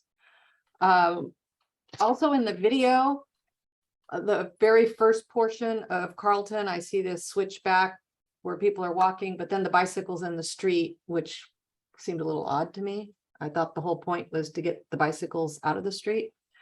I know it was asked, but I don't feel like it was properly answered. if this project goes over budget, what will be cut? Will it be the amenities, the aesthetics? I think we really need to hear that. Also, if this equipment is being staged at Work Memorial and ends up driving down Angeles, will there be time constraints on when it's doing this, so we're not awakened early in the morning? Also, what is the potential damage to our streets from all this equipment? And has anybody thought about what it's going to cost us if we need to resurface any of our streets? It was mentioned that this fencing that was depicted in the video isn't actually going to be provided in this project. Is there anything else in that video that's falsely depicted, like the fence? And then also, I know I've been told over and over again that these bike paths make people safer, but we've recently had some incidents where a guy on an e-bike is running around grabbing women's heinies. And have we, as a city, looked at what it's going to cost to properly patrol these bike paths when we're having a hard time with just dealing with parking issues at the park? We're often told that, the units at the airport and can't leave. I mean, if we're going to go into this, are we going to be properly patrolled?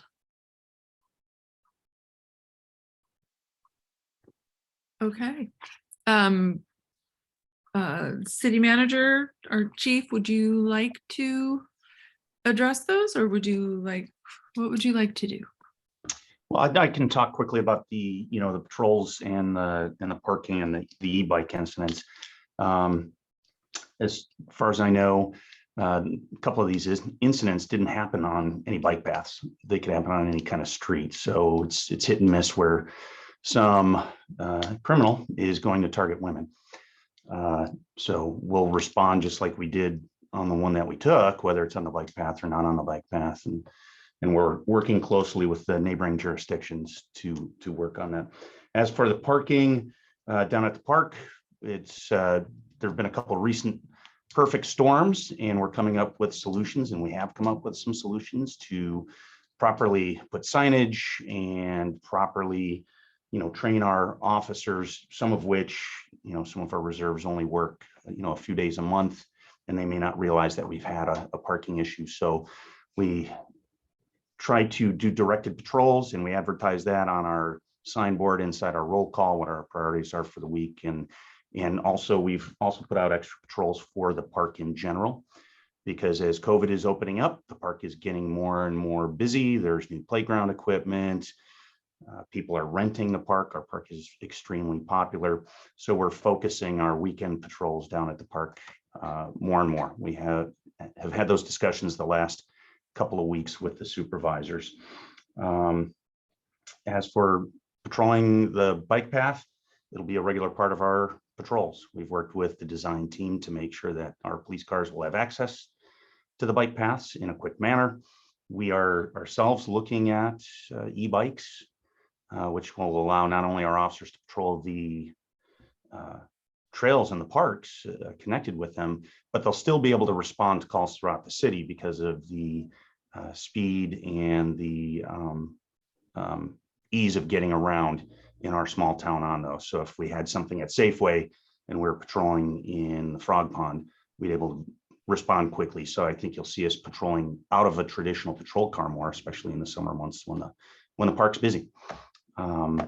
So that's the current plan. Of course, we'll work with the residents as much as we can and get input. And we're working, like I said, on signage. We love to address issues down at the park. Will we miss and have a parking problem down there and maybe not get down there as quick as we could have? Yes, but we address that with the officers that are on duty. But I think we are responsive when we have people parking in the park after hours. We try to put up fences. Of course, once or twice a year, an officer may forget to get that fence, and we'll gladly come down and open it when you give us a call.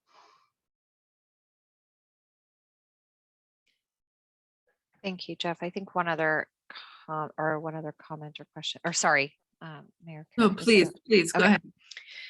One other, or the first comment or question, I'd like to kind of tag team the response with you. It was the cost of police enforcement of the road closures. So the only time that we're anticipating to potentially need any sort of enforcement may be on 218, and that will not impact the city. That'll be done through Caltrans and through the cooperative agreement that TAMC and Caltrans have. It's a program called COZEEP, and it's COZEEP.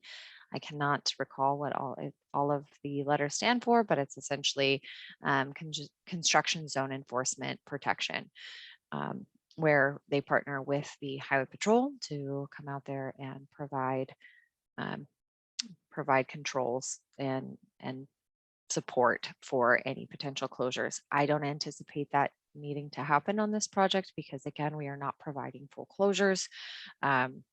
We're not proposing to provide full closures. We are proposing to leave traffic flowing. And Jeff, is there anything that you would like to add on the enforcement of Carlton? Same thing. I don't anticipate closures. It's more lane shifts and just moving cars back and forth that the contractor handles with their traffic handling plan. No, Lindsay, thanks for going over that with the CHP. I forgot to add that in there. No, but what we will do probably on Carlton is I'll be speaking with the city manager. And once we kick off construction, we'll be working with the road closure people. We'll probably throw some reserve officers out there for the first bit of the construction, see how it goes, see if there is any enforcement that we need to do on Carlton. We'll be glad to take that up. And there's one more thing, of course, well, we'll do that. Oh, I know, Angeles, we'll be working with the construction company on access. Our code, unless we give it a waiver, does not allow trucks over a certain weight on Angeles. And of course, we'll be very sensitive and bring those issues up when we're doing those construction, pre-construction meetings and stuff, and have people use the haul road and leave through the haul road and take 218 as much as possible on the main roadways. Of course, there may be a one-off every once in a while that's required, but for the most part, we're really going to look to work with them to keep the construction equipment and vehicles off of our residential streets as much as possible. Yeah, this kind of dovetails with Councilmember Gagliotti's question about how the city has say and how some of these things go. And through the encroachment permit process, the city will work with TAMC and with the contractors and review traffic mitigation plans. And Sherman Lowe will be helping us with that, our city engineer. And John, to add to that, included in the specifications, which is the kind of tells the contractor the do's and don'ts that are not on the plans. It does specify that a traffic management plan must be provided in advance for approval by the jurisdictional agency. So in this case, the city of Delray Oaks, or for 218, it would be Caltrans would have to approve their traffic management plan. We will provide a draft traffic management plan, which kind of outlines all of these pieces, but the specifications also note that that whatever happens within that jurisdiction must comply with the jurisdiction's encroachment permit.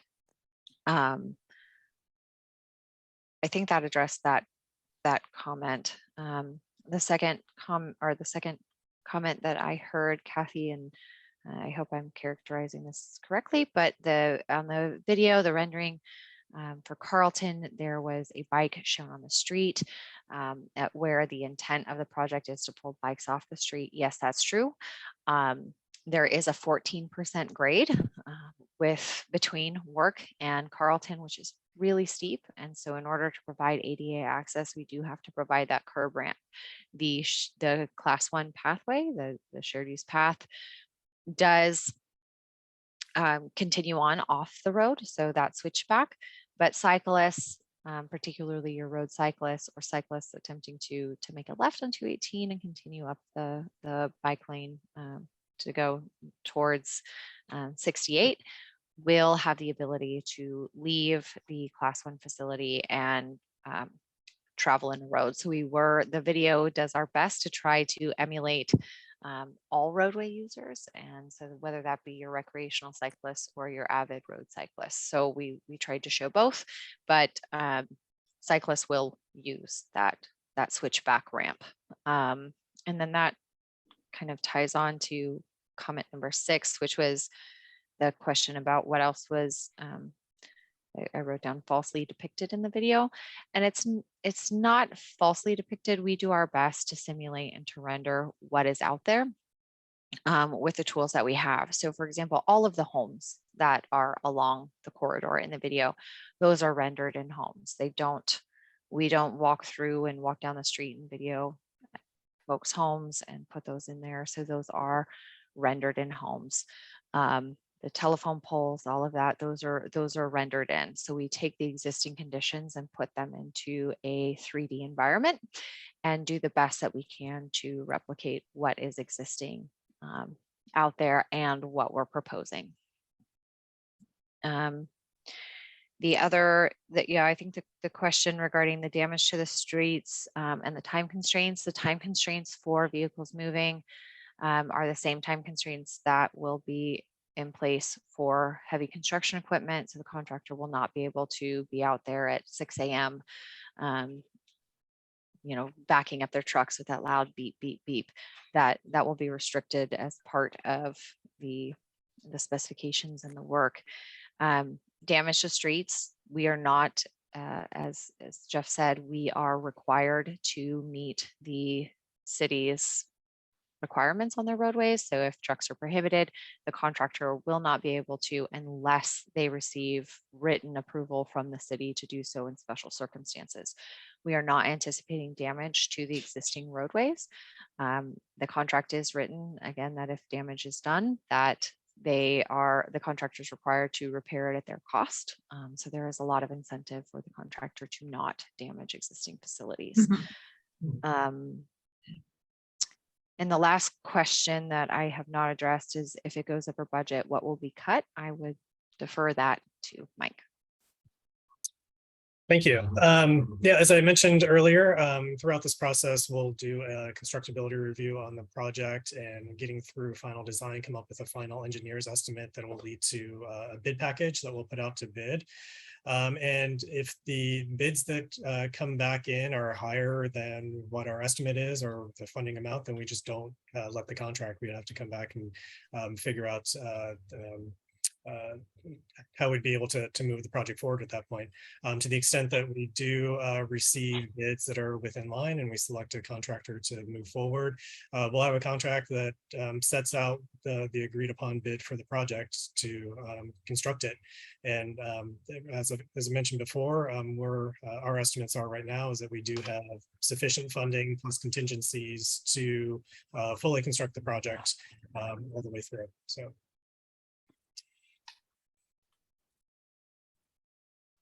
All right, gosh, thank you for that. I was waiting for you to get to that financial question. Louise. Thank you very much for the presentation. I noticed on the video and on the renderings, at some points, it appears that the path has directional markings, or at least some type of lane markings. But I didn't see those on the Carlton portion. And having seen what happens on the shoreline bike path and being experienced in Europe, I was wondering, are lane markings a norm and will they be incorporated at all locations where there's a dedicated bike / pedestrian lane? And is there any thought to separating the pedestrians from the bikes? Because that seems to be a problem, is the bikes running over the pedestrians.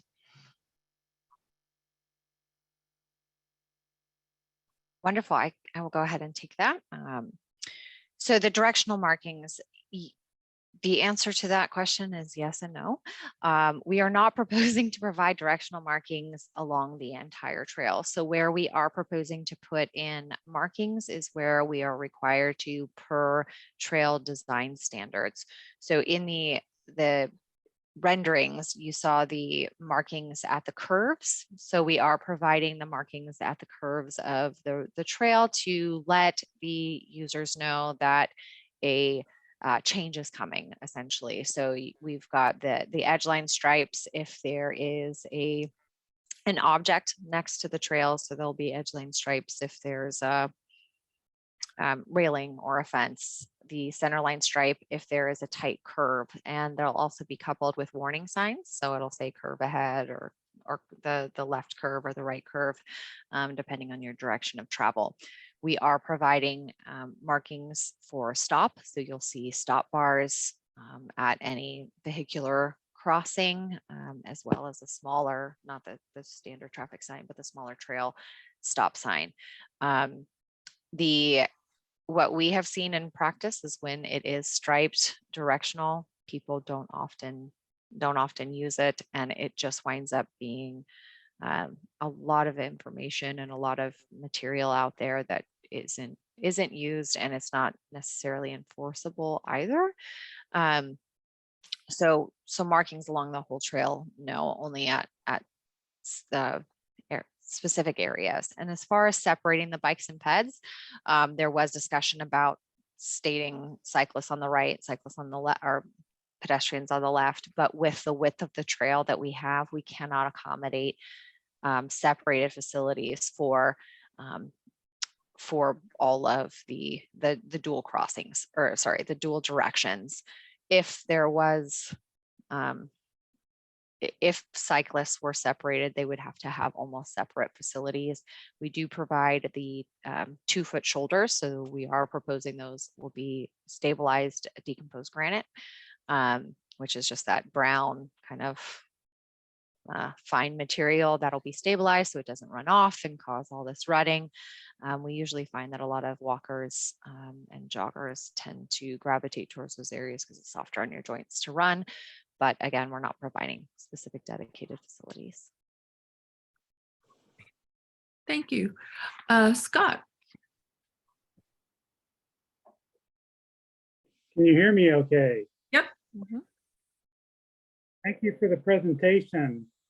A couple of my questions were, I see some lighting towers by the tennis courts. Are they going to be solar power? Could you please define what a graffiti resistant surface is? And I believe on the plan I saw, number 6, right to the entrance of the park, I wondered how big the signage would be and what type of post would be put in the ground.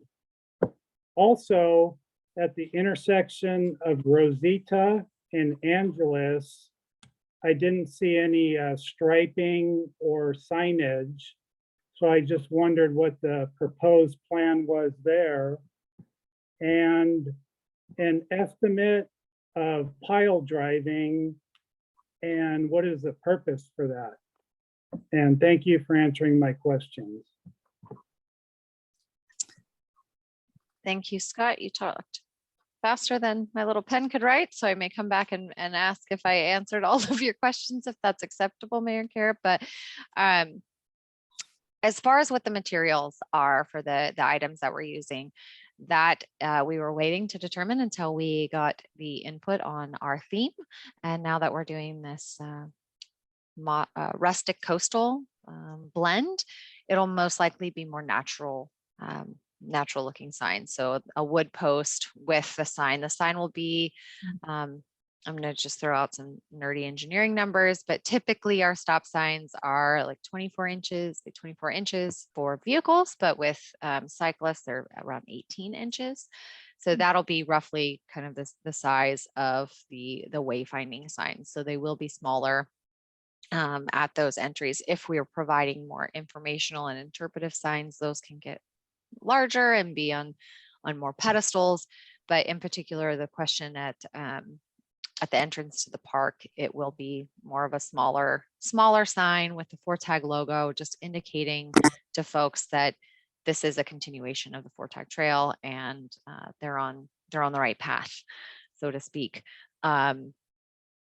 At Rosita and Angeles, we are not proposing any striping or modifications, so there will be no enhancements there. So all of the enhancements will essentially stop right after the church, where the trail kind of ends at Rosita, and then it will pick back up at after the parking lot at the entrance to the park.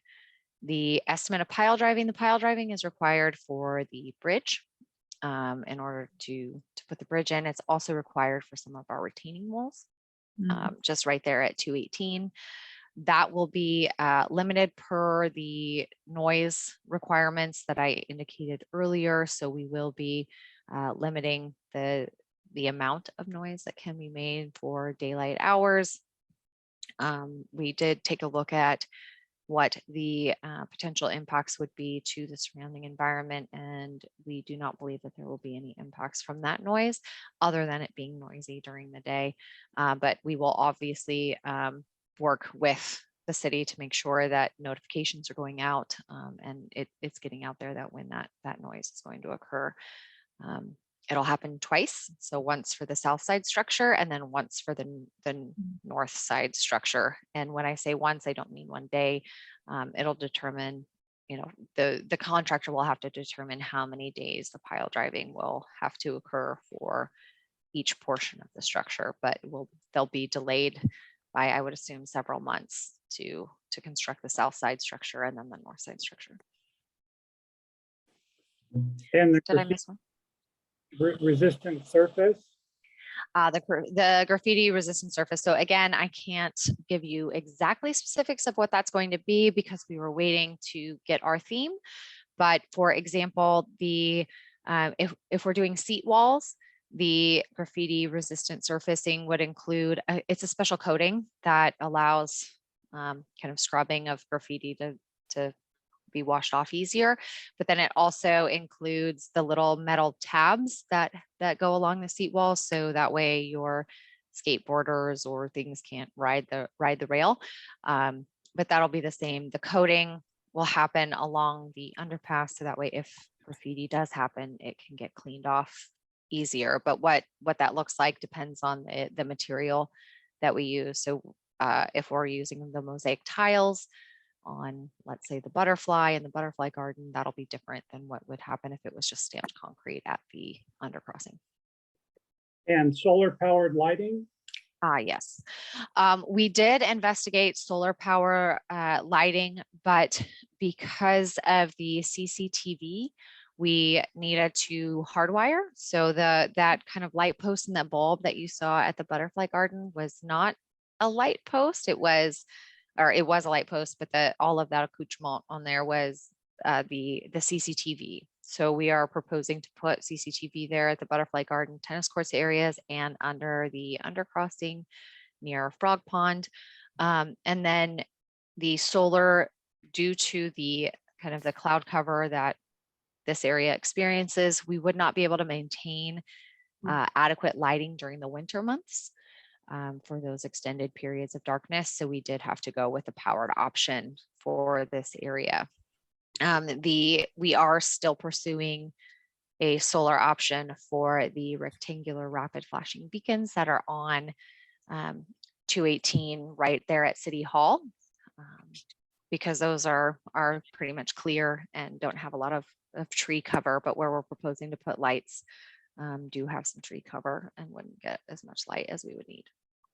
And Lindsay, if I can jump in, Scott, what we're also looking at is, high definition camera coverage of the park, both ends of it, and then also going towards the middle. So we want to be able to have that, and it'll have a record capacity and hopefully a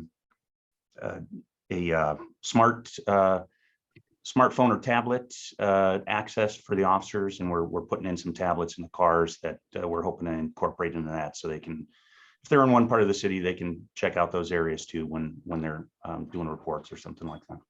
Nice.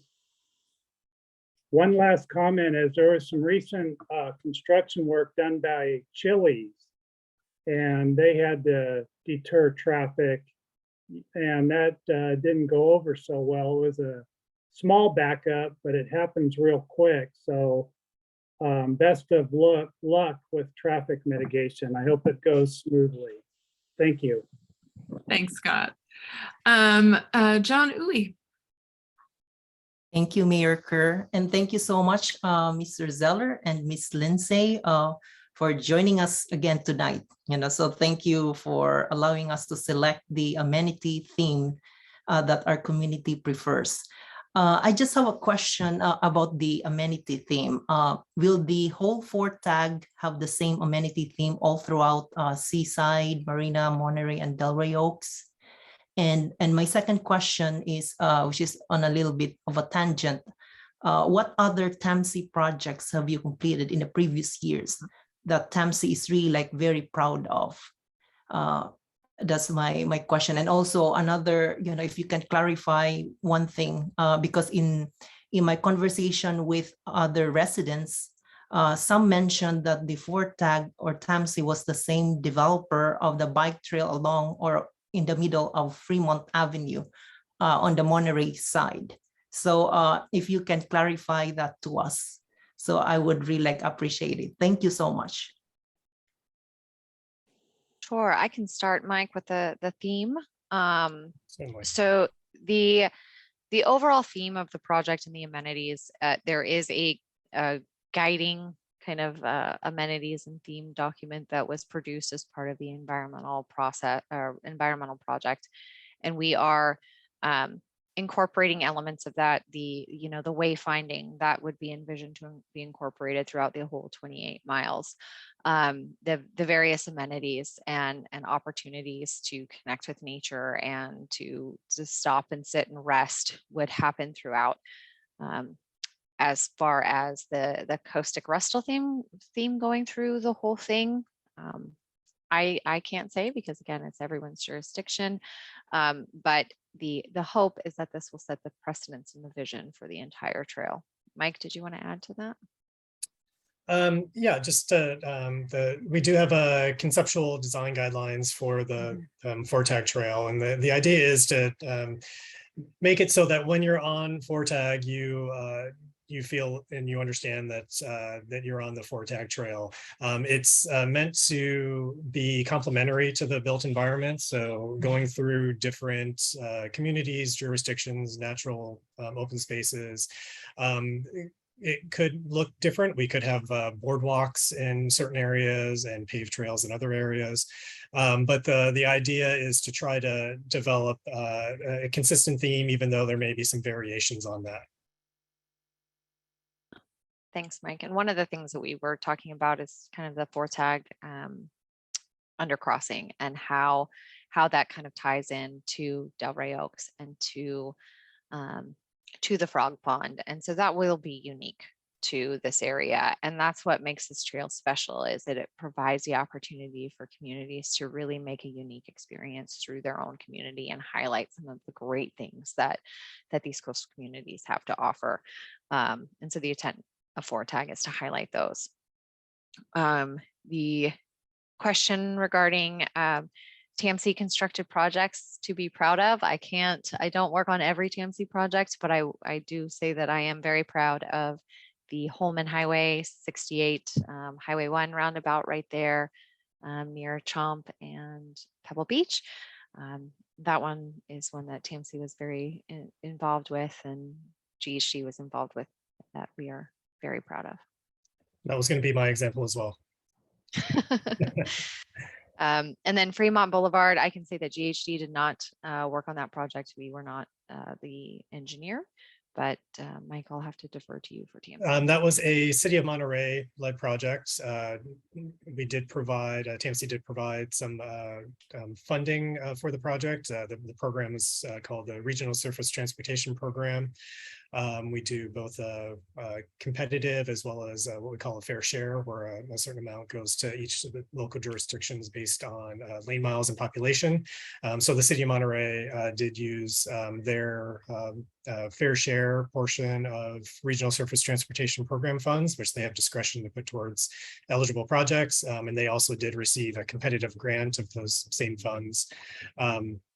The project itself, though, was envisioned and designed led by construction by the city of Monterey. We have been in coordination with them, though they are planning a what's called a North Fremont gap closure project.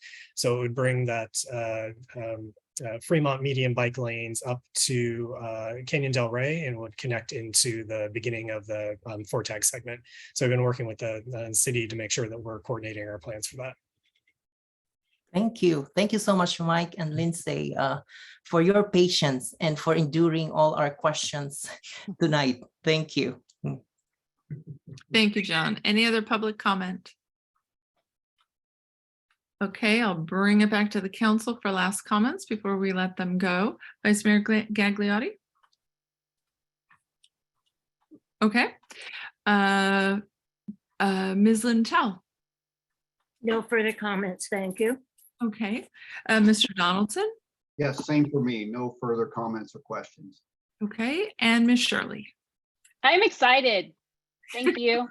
I'm happy. Thank you very much. I echo that too. I can't wait to be on a bike with my friends. But what I'm walking away tonight is I feel confident in and impressed by the members of this team. They're smart, they're thoughtful, they're sensitive. I appreciate all of the project considerations for the environment, for safety, and the effects upon residents while this is being built. I heard where resident concerns have been and may be considered in future plans. But for me, from this point forward, the communication is my biggest concern. And I just want to ask, is that list the only means residents can gain access into upcoming activities on the project? Currently, in order for us to be able to send out our electronic communications, that is the way that we are collecting interest from people that would like to receive our communications. We can certainly provide any newsletters in a PDF format or a format that the city could also post to its website and help to increase the reach. In terms of getting communications directly from us, that list is the way to do it, but we can certainly work on ways of increasing our scope. Okay, wonderful. And so I know that the city has a web page, but perhaps we could pump it up in the visibility from the main page once construction starts and the communication becomes key for everybody affected. Louise, I was going to wrap up, but do you have one more comment to make? I do. I really would like to see some type of newsletter hard copy go out, because we have older residents who are not technically connected and may not have computers or emails or be familiar how to use websites. So I do think that needs to be an option in the future. Thank you. Mayor Kerr, I apologize if I didn't clarify that. The mailers, the quarterly mailers will go out in print and on the email blast. If you don't live within the city of Delray Oaks, you won't get a mailer because it's only, we've got the city mailers. If you do live and you're not, please reach out to Mike or anyone at TAMC and we can make sure that you get added to that list, but they are included in mailers. I really appreciate that clarity, Lindsay. So everyone will get at least a quarterly mailing. And if they want, they can sign up for emails that will be more frequent. My only concern would be about our businesses also receiving that. So is there a way, City Manager Girton, that we can provide them with that data so they too can receive these mailers? Yeah, we can do that. Okay, great. All right, well, again, thank you. Sorry we ran so late, but obviously these topics are of great interest to our community. So thank you for taking your time again this month to come in and speak with us. You're welcome. Thanks for Thank having you. us. Appreciate it. All right. Have a good evening. Okay, so let's move on to the consent agenda. Does anyone on the council want to pull any item? Mayor Kerr, I just have a very quick edit on Okay. item A1. Mhm. Anyone else on the council? All right, anyone in the public want to pull any consent agenda item for consideration? Okay, seeing none, we're going to come back. I actually had, I just had a comment. So please, Ms. Shirley. I think it's page 47. Anyways, it's the minutes from our last council meeting. It said that Councilmember Donaldson motioned and seconded. So we just want to make sure we correct those names. That's it. That was one of my comments as well. So the other comment I had was in regards to C8 or C8. I just want to give a huge thanks to resident Ryan Sanchez for his vision and his generous donation. He will be redoing our basketball courts for us. And so this item is for the council to approve that agreement. So thank you, Ryan. On that, I will accept a motion. I move that we accept the consent agenda. I'll second. Okay. Karen, could you please do a roll call? Councilmember Donaldson, Aye. Councilmember Shirley, Aye. Councilmember Lintel, Aye. Vice Mayor Gagliotti, Aye. Mayor Kerr. Aye, so it passes unanimously. Wonderful. So we have no old business this evening. New business item A is discuss parking enforcement in the city. I believe I turn this over to Chief or City Manager. Yeah, I'll make a few comments to start real quick. Just mainly that for both items A and B, we haven't had a lot of time to do a lot of research on these items. I asked the chief to go ahead and put them on the agenda this month so that we could initiate a conversation with you all. These are some issues that have been kind of heating up over the last several months, especially as we come out of COVID and people are a little more active and they've, I've been getting more and more concerns from residents and I want to make sure that, we're addressing these things in a timely manner. We only meet once a month. And so I don't want to let things slip. But also, as you all are aware, we're a very efficient yet very tightly constrained agency in terms of resources. And we have a lot of initiatives before us at a staffing level that we're working on. And, so staff is stretched. So I just wanted to start initiating this conversation with you on some of these enforcement issues and that we have and how we can address them, how we are addressing them, how we could better address them, and potential for modifying ordinances. Normally the preference would be to come to you with fully thought out, fully researched and fully developed recommendations. But again, like I said, in the interest of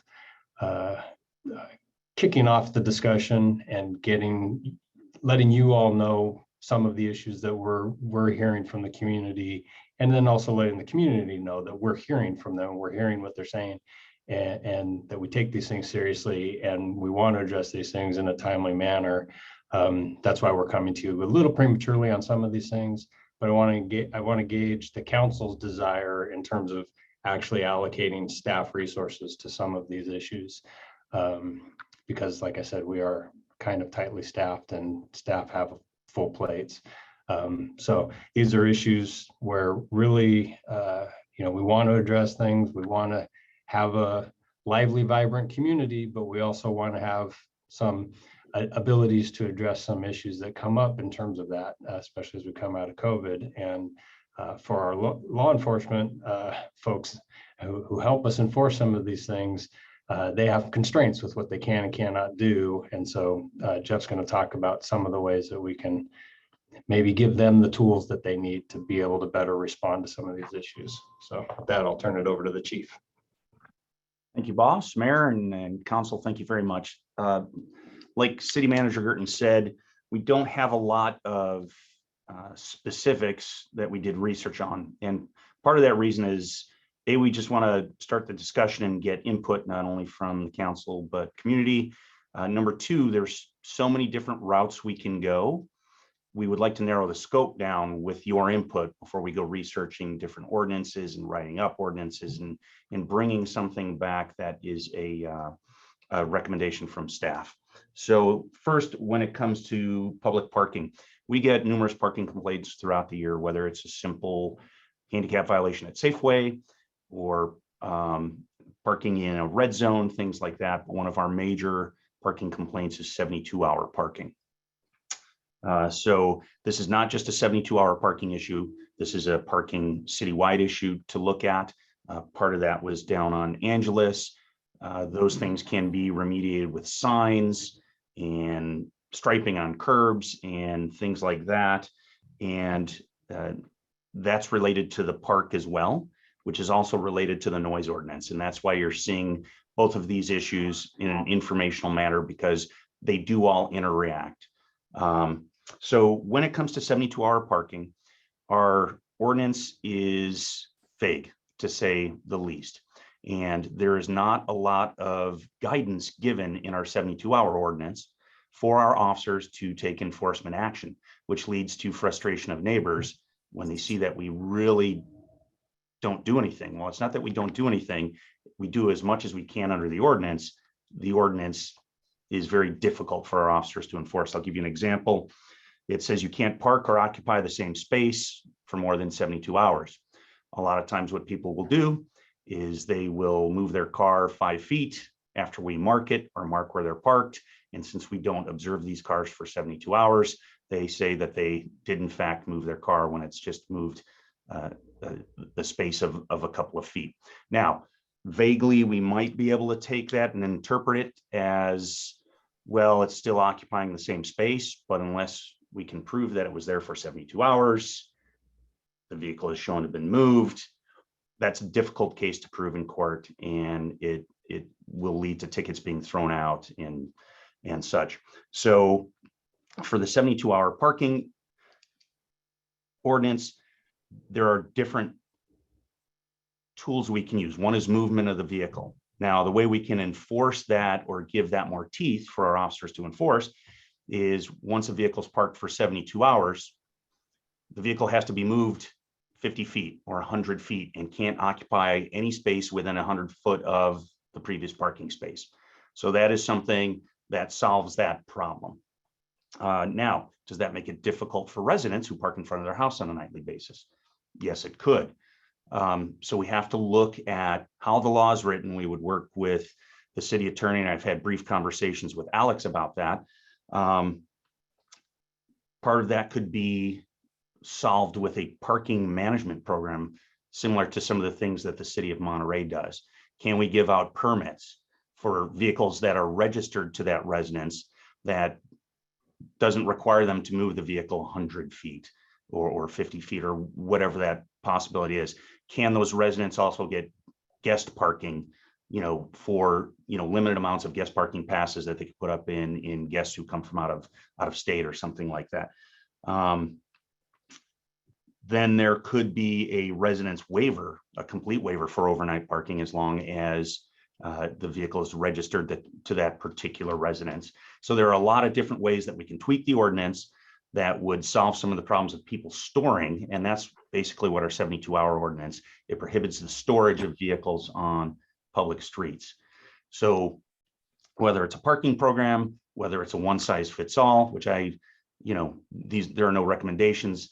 Something that I've seen, though, doesn't necessarily work in a residential community. So that's one of the issues. Now, some of the parking issues that we see down by the park are because of the park rentals. And when we get park rentals and people parking their vehicles from those folks who are renting the parks, one comment we received was I rented the park and I get to park where I want. Well, no, that's not necessarily how it works. Another issue that we can do, and this is a parking enforcement issue, but it's related to the park rental permits and the people who rent the parks. There could be some things that we can do that not only help clear up the parking situation, but other issues we've had at the park. And that could be requiring a deposit, making sure that there's a contact number of somebody who will be at the park. That way we have a phone number. When we get parking issues down there, we can immediately call our officers, have the park rental information. We can immediately call that person, have them remove the vehicles of their guests, or they could forfeit their park rental deposit. So we're trying to be creative, look at this from all different angles. And for the parking one, if there are any other parking issues that council members have been told, other than the 72-hour the storage of vehicles on the street, please let me know, since you're in contact with your constituents, and we can tie that into our parking ordinance changes if council wants us to head in that direction. So I will ask John if he has any other information that he would like to provide about that, but that's an overview, just a quick overview of some of the parking problems we have, and just some base level creative ideas on how we can start to solve some of these things and make it better, easier for officers to enforce the law and improve the quality of life for our neighborhood residents. Yeah, I think that was a great overview, Jeff, and really just want to hear from the council on what your recommendations are, where you'd like to see us go, and also from the community on what they're dealing with and where they'd like to see us go on this. Okay, so let's start with questions. Vice Mayor Gagliotti. I guess mine is, I mean, is this a problem looking for a solution, or is this really a problem that we're getting? I mean, are we being overrun right now with 72-hour parking violations or requests? If we are, then it's new to me. I don't see it on my street, but that doesn't mean it's not happening. So that's the first question. Yes, council member, it is an ongoing problem, and it leads to a lot of grief for the residents who are affected by it. So it's not that there are a lot of them, but when it affects a person who has 3 or 4 different vans or trailers, that's another issue. Do we want to prohibit trailers or boats from being parked on public streets? When you have 2 vans that don't move or don't move much for like 3 weeks, and they've got a bunch of dust all over them, and you can't park in front of your house because those vehicles never moved or somebody's storing them. The city manager gets calls, I get calls, my officers get calls. Got it. Okay. And is it a localized area? Is this happening, like you said, is it just down at the park? Is it down? It's a lot of it has to do with the location and the engineering of the street. We get these on cul-de-sacs quite a bit because there's compressed areas for parking on more houses per square foot of parking space, or curb square footage or linear footage.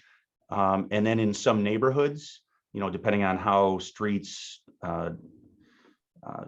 interconnect with each other, and what does the intersection look like, and how does that affect houses on corners and where cars stack up. So it is kind of localized, but we get them all over. But we do have some hot spots that it continually happens in. Okay. All right. Thank you. All right, Ms. Lintel. Yes, I'm opposed to permit parking because this doesn't really solve the problem. The people that are abusing this, they can just put the permit and continue using the vans or whatever as storage area. So I don't see how that can resolve the problem. But I'm glad that we're addressing this, and I would like you to continue, both chief and city manager. I think it's an issue that needs resolving. And Mayor, if I may. Yes. Thank you, Councilmember Lintel. When I say permit parking, let me clarify that a little. It could even be a permit that you can park in front of your home where your car is registered, if that makes sense. So we can run the plate if we see a car that's permitted. we find out that it registers to that address. So I don't mean just blanket permit parking. I mean permit parking with some tweaks. So we're trying to think creatively, and that's just one of the ideas that we may try to think about. Thank you. Mr. Donaldson. Yeah, thank you, Mayor. Yeah, I do believe it's a problem throughout the city, but I think the way that we address it needs to be a little bit different in that I think down by the park, because of the high use, it's a different situation there than the rest of the city. So for the rest of the city, I agree it's a storage issue. My question is, besides the residential parking sticker, what other solutions have other cities implemented? Well, that's what we're going to be looking into further. These were just a couple of the ideas that we brought forward. We didn't look kind of at a micro level. We're looking at a macro level. You know, different cities use different parking management programs. You could even, you know, say not have permit parking throughout the city, but only have permit parking down by the park. And do it neighborhood by neighborhood or street by street where we have those particular problems. And that's an easy fix, and it doesn't have to be a complex code. It just says, as approved by the chief of police, you know, and then we can put a sign up there, or we can have that parking program. And we can tailor it that way as well. And I would suggest that we do that with any code ordinance, that the city manager or the chief of police can change conditions or signage, you know, as they wish. That way we're not coming back to you 6 months from now or a year from now when it doesn't work out the way we want to, or, you know, we're having problems in different areas. So. Yeah, so with the storage piece, I do agree it's probably a distance type of thing because people aren't working within the spirit of the code that's out there. Now, for down by the park, my question there is, what has been done with signage, marking of curbs, those types of things that we can do to deter people from illegally parking? Well, working with Ron in Public Works, you know, painting some curbs and trying to get more prevalent signage. City Manager Girton, I know you've had conversations with Ron. I haven't checked with him lately to see if we've gotten those signs, because I know he's been working on moving his entire operation out of his office space. So On the signs for down in the cul-de-sac? yeah, that'll be those will be installed, and new striping will be done in conjunction with the parking lot reconstruction project. So sometime mid to late October. Okay, thank you for that. I don't have any other questions. Okay, Ms. Shirley. Yeah, thank you for bringing this to the council. I do feel like we need to address this. When you sent us the ordinance, and that portion of our ordinance is very vague. It essentially says nothing. It says that the chief will remove the vehicle, which it seems like, you know, step one, let's give a warning. I'm assuming there's some stepwise, you know, warning, citation, and then maybe you tow it. So some gradual enforcement. And I think, you know, I'm trying to think of all the different situations where this applies. Certainly if someone has like an RV or a trailer, I think we need to address that, you know, in addition to a car. You know, my son, you know, we've got 2 cars in our driveway and my son parks on the street, you know, and I'm assuming that this is all, you know, complaint driven. And I'm guessing no one's going to complain that his car is in front of our house. So, you know, so getting a permit for him to park in front of our house, okay, I guess, but you know, the incident that I ran across this weekend and talking to a resident, you know, and Allison can attest to this, in those corners of the cul-de-sac, they don't have street parking. So we had someone who had, you know, was not their car parked in front of their house, and it was irritating to them because it didn't move. And I totally understand that too. And so I think we are going to be really have to be creative. And so that's why I'm interested to hear what kind of research you find out in other jurisdictions so that you can come back with something that will apply to all these different situations that we have. I'm guessing that we don't have 72-hour parking issues down at the park, but it's, that vehicle storage all throughout the rest of the city that we'll need to address. So I would say go for it, do some research. you know what's out there, and I trust that you'll come back with something that we can talk about. And that language in our ordinance mirrors the language in the state law.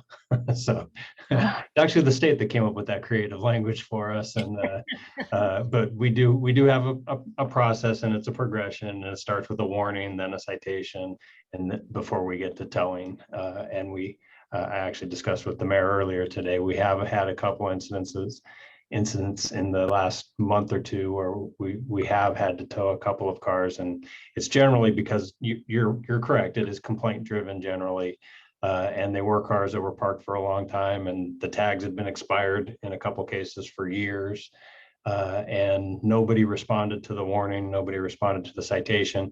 But then when the car disappeared, then they came to us. So it did get their attention.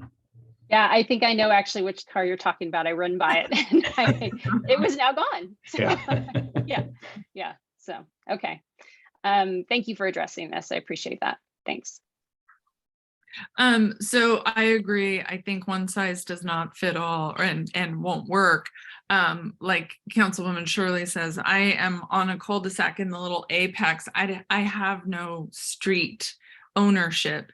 And I've lived here for 32 years, and there have been some ugly words about those spots. So to have something that that helps people feel safe, or and heard, will be really interesting to have. I personally like the permit. I have the permit idea in a way that is used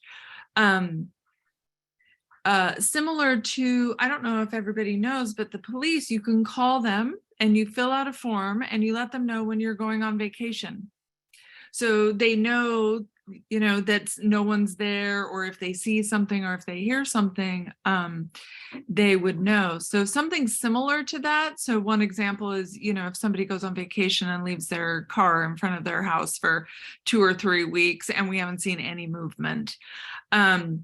As well as just, the park is unique in all kinds of ways, and the end of the cul-de-sac. But it sounds like, City Manager Girton, that some things are being planned and will be implemented pretty soon in the next month. Yeah, this is, that's one of the reasons we wanted to bring this to you, because even though we are, like I said, resource constrained and staff has a lot on their plates, these are kind of low hanging fruit things where I think we can have a good impact on the community without expending a lot of resources to do it. And more importantly, when I talk with our officers and when the chief talks, this is a stressful thing for them too, because they're the ones having to deal with this.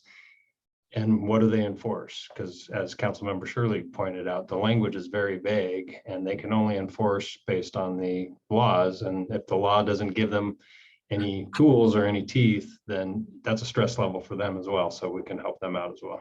Right. Everybody walks away from it feeling frustrated and without some kind of clear boundaries to help not only the residents, but also our PD. So let's go out to the public. Louise. Yeah, I think it's a great idea. I know when I've been walking around and looking at things, I've noticed a few storage vans parked on the street. I want to point out that Delray Gardens Drive, which leads up to what I call the back entrance to the Oaks, has no overnight parking from 11 p.m. to 4 a.m. That is actually causing a bit of a problem here. I mean, first of all, right now, I want to thank the PD for allowing us to park there while we're doing our slurry seal this week, because some of our about a quarter of our parking is unavailable every day. And he's kindly enough allowed us to park there for this week overnight, simply because of limited access to assigned parking here. But I want to say that the Oaks by CCNRs, can't remember what they stand for, regulations and bylaws, strictly state that each unit has 2 parking spots, one covered and one uncovered. We have some residents who have 3 cars. They're not allowed to park in guest parking. And so that's kind of 1 or 2, not a lot, but it has kind of caused a problem here. And then they go, well, where can I park? And we're going like, you can't park on the street from 11 p.m. to 4 a.m. And you can get permission from somebody else who's not using one of their spaces in writing. But it is an issue with some of our residents that there is no parking on that. And I can understand it's primarily leads to an industrial area. And I'm sure that we would have issues with unpermitted overnight parking, sleeping facilities there, because it's rather remote. But I don't know what the option, I mean, if we had residential permits, then our residents could get a permit and be permitted to park on that street overnight. So I just wanted to point that out. Thank you. Thank you. Michael Douglas.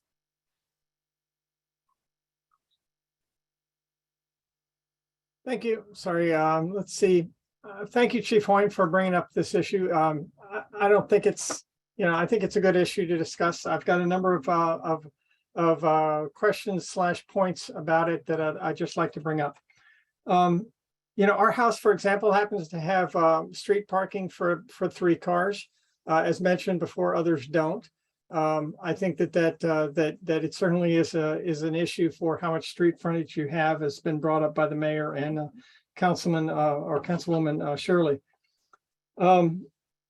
Let's see. One of the concerns that I had was parking at the down at the park.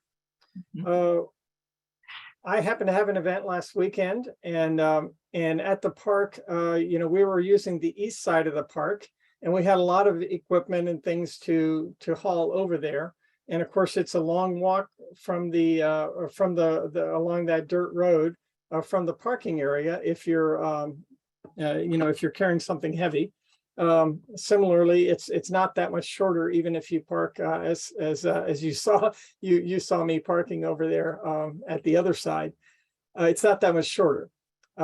Yet, if you could use the dirt road, that would be awesome to be able to go along the dirt road for for registered events and for loading and unloading purposes.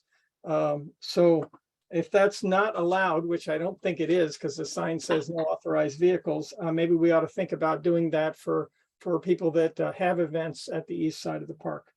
So that's one of the points. And the other was, as I was down there, I noted that there was a good deal of space over by the the storage area down below City Hall, where the police cars and other storage stuff is located.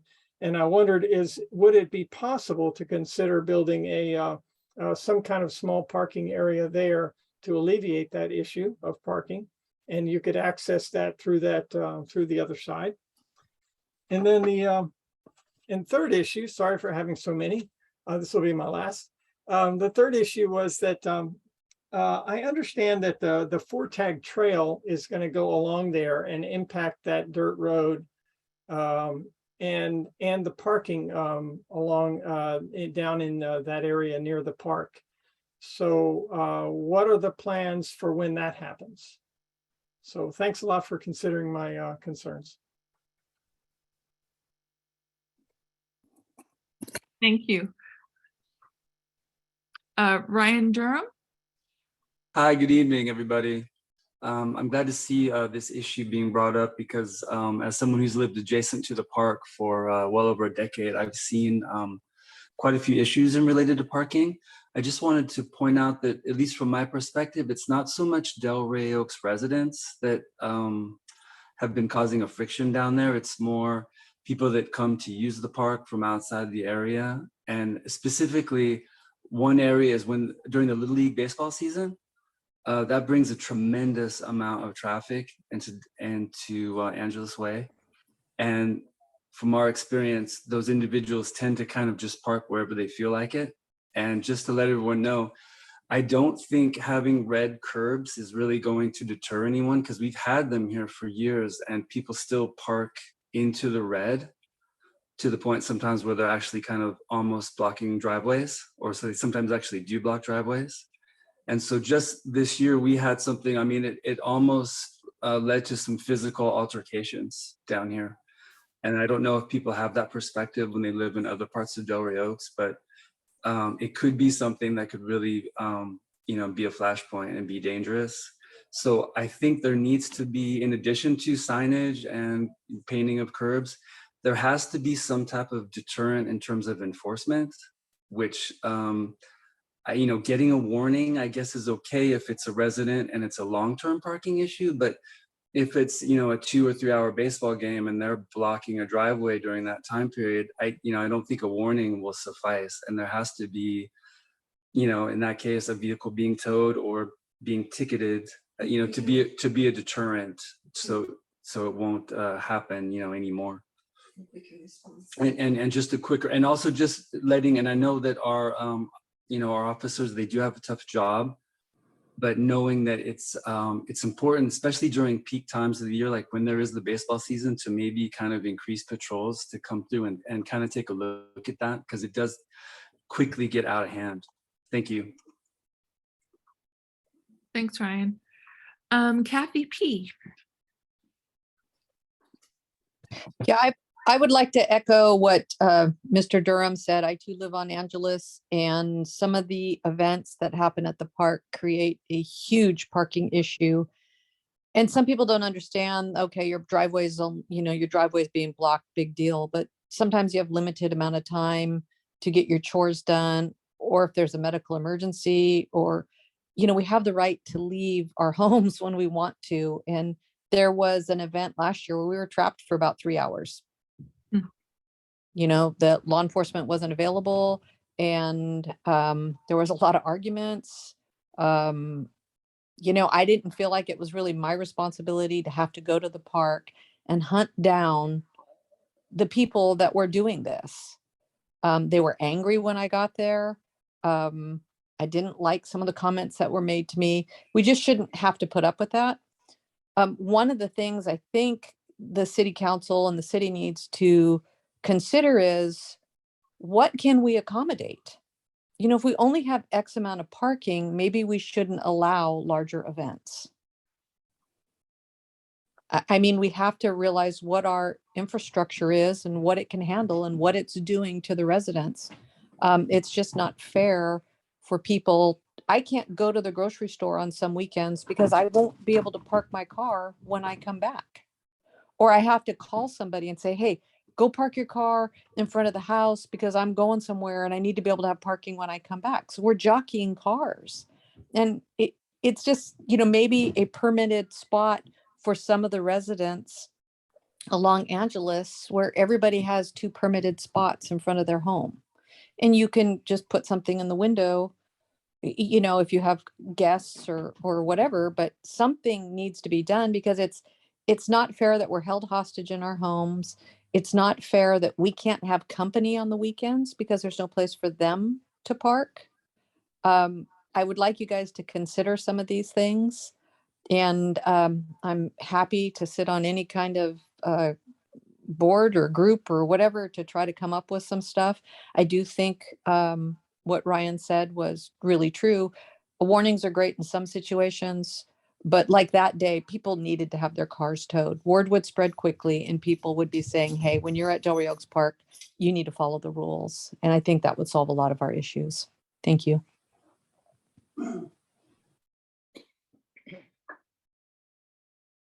Sorry about that.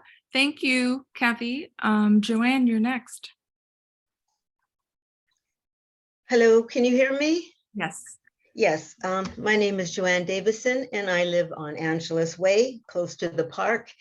And I want to reiterate what my previous speakers have said about the traffic.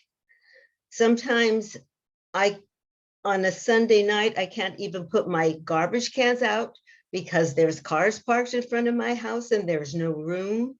I've seen people parking in parkings. There's no parking zones. I've seen people parking in handicap zones with no visible handicap permits. I've seen people arguing about parking places.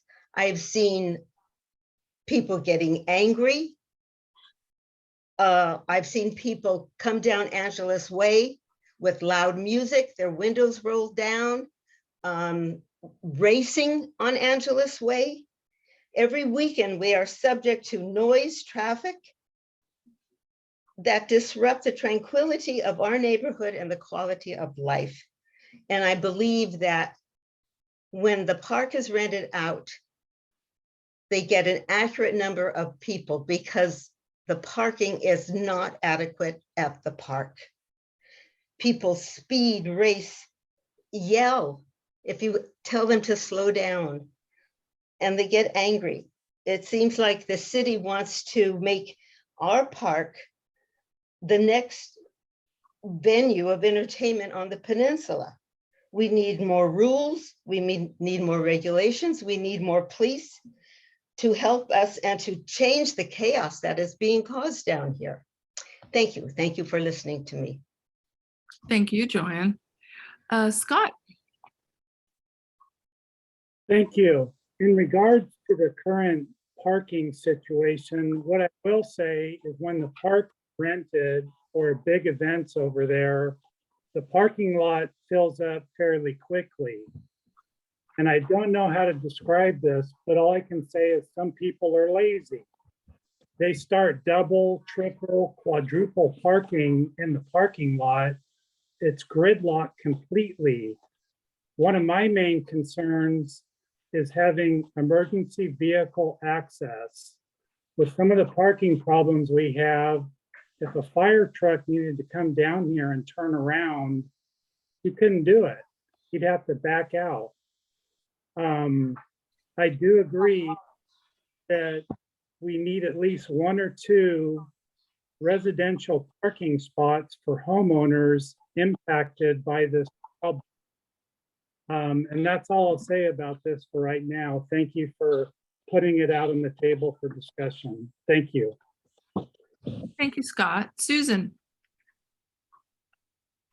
Yes, I just wanted to echo with my neighbors down the street. It doesn't affect me quite as much, but cars do also reach all the way up a couple blocks and affect, my ability to have parking. And, it does affect the quality of life on the street for sure. I think that you can have permits that only allow for whatever number of parking spots, when you get a permit, to give others a chance to use the park that might want to take their dog or, other neighbors that want to, be able to use it. So I think there's some options there. Thanks, Joanne. Any other public comment before we go back to council?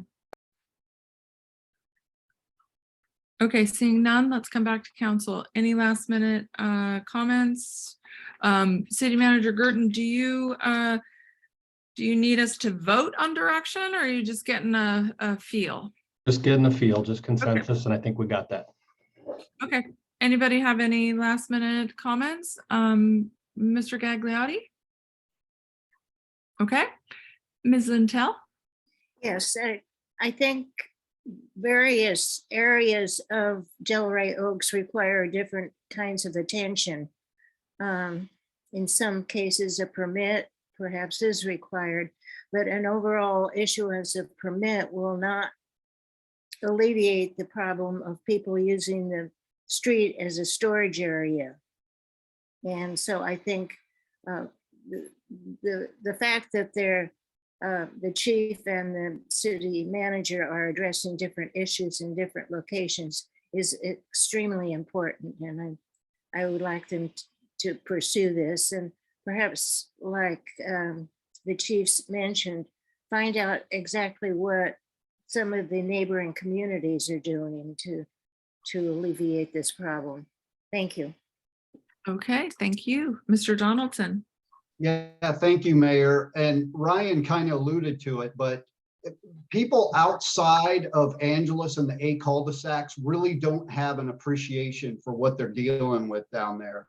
I would recommend anyone go down there during a big event and you'll see what they're talking about. And this kind of goes in also the discussion that we're going to have about noise, but there are cars parked all the way down Angeles on some of those big events, almost down to Rosita. And the number of people, it's just incredible. So, you know, if you have doubts about what the folks are saying here, go down there during a big event and you'll see it. Ryan alluded to the fact that there are signs and the curbs are painted down there and it's not working. I think one of the things that we can do, and Joanne is online, and I had a conversation with Rich about preemptive walkthroughs by police. That seems to be kind of effective, where before there's a problem with the noise or the parking, that you have a police officer down there get out of the car and walk around and have that presence. So that might be something that we consider. And then Kathy talked about limiting the size of the groups that go down there. I know on the registration form, it talks about the size of the group and how much they got to pay based on that size. Maybe we can limit that. So there's some great ideas that have been presented. And I think that, you know, there are some things that we can do to make this situation a little bit better for those folks. Thank you. Thank you. Ms. Shirley. Yeah, so the original agenda item was talking about 72-hour storage parking on the street. And so I'm assuming that city manager and chief know that we want them to work on that. Clearly, we have other parking issues within the city as well, which they're familiar with. And so I guess my question to them is, are you going to come back to us with just an update on the 72-hour parking? Or are we talking about a complete revamp of sort of the parking ordinance in general? I guess I want clarification on that. No, we're going to look at the parking ordinance as a whole and come up with solutions for all those different problems. And that's probably put too many numbers in the ordinance. It should have been 1008 and not put the 030 in there because it is inclusive of everything. So. Okay. Thank you for that clarification. And so then I look forward to seeing what you come up with. So I just want to say, you know, like everyone else, your real work is going to be is to have to identify various solutions across the board that are fair for all. And yeah, I'm looking forward to seeing what you come up with. All right, so can we move on to the next item? Well, Mayor, if I may. Yes. I mean, we're after 9 o'clock, so we do generally have to, we have to vote to kind of go forward, but I would make the recommendation that it, you know, this item and then in the following item, basically both have the same actions. And that is, we do know what the problems are, or at least we know that there is a problem, but we don't have any solutions. And that's what we're directing staff to do, is to go find some solutions. And then I think maybe have a larger discussion or give both of these items more time than just trying to scramble through the next, you know, 20 or 30 minutes and basically just hearing and really have nothing to say, you know. So I mean, maybe we can consolidate. That a motion? Do we need it? Well, that's a great question, but do we need a motion to basically kind of do that? Ms. Shirley? I'm asking the city manager. Mayor, I mean, I feel that, you know, these residents are here probably to talk about this issue too. So I would hate to take away an option for them to give comment on the noise ordinance. I'm guessing at the end, we're all going to come up with that same thing, that we need the staff to make some edits to maybe, you know, probably both the park reservation form and to our ordinance. But I think before we give that direction, I think it's only appropriate that we give our residents time to speak. And so then I guess the question is, do we continue this meeting tonight and let them speak, or do we come back to this tomorrow night? Okay, my personal preference is to table it and bring it back, and let's give it the true time that it's due, rather than try to just scramble through this last 20 or 30 minutes. And I mean, frankly, I've got homework still to do with the kids and everything. We've all been on here for the last 3 hours. So you know, my night is not done after this, and it's probably the same for a lot of others that are sitting out there. And I think that it is important. These are important issues, and I think that they should be given the time that they're due. So the question is, it is after 9 o'clock, and we do have you know, we need to vote on whether we continue. So what I'd like to do, is there any comments before we take that vote? We know where Mr. Gagliotti stands. Ms. Lintel? I would like to have staff come up with some ideas after doing some research before we pursue this, and to give a public notice so that those who are keenly interested can attend the meeting. But I think we need more information before we pursue this. So the discussion is about whether we continue the meeting. Is that a yes or a no? Well, it's a no. I don't think we need to go any longer than 3 hours and 15 minutes. Okay, Mr. Donaldson. Yeah, like I alluded to before, I think the noise and the parking go hand in hand. So I think we're going to hear a lot of the same things, but I think it's important that we continue on and let people talk about that.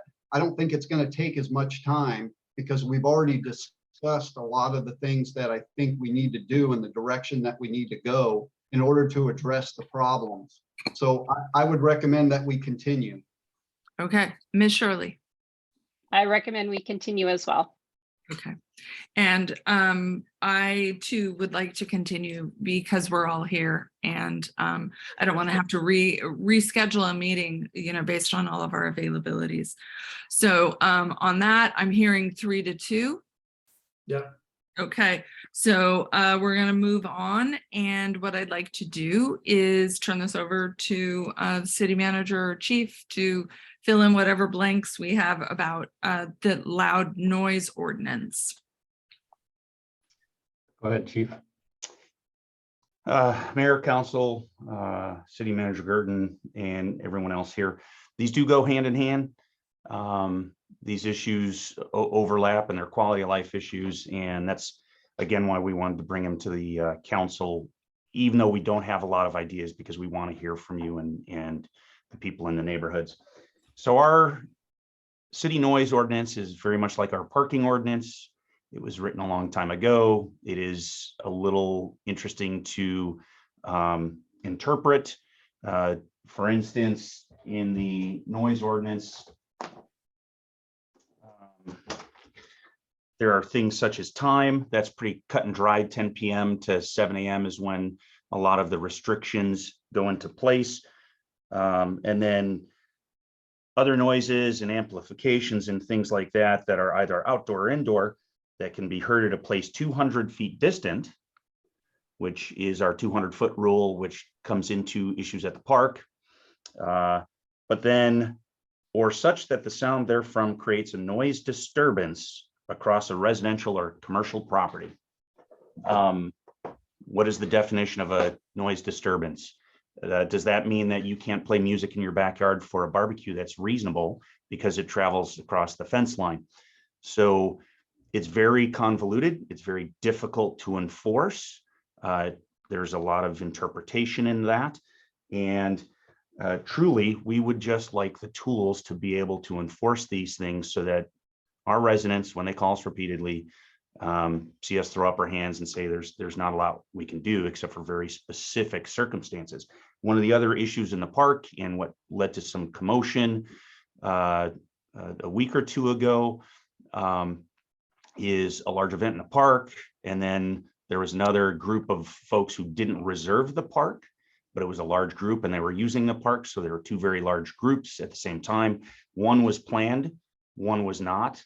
So they didn't have the reservation. They couldn't use the things first, but they certainly legally could go and use the park in a group. It was difficult for our officers to determine who actually was renting the park and who was just there in the public park using the park. Somebody had amplified music. That's a violation of our park rules. But trying to determine, is that somebody who's renting the park?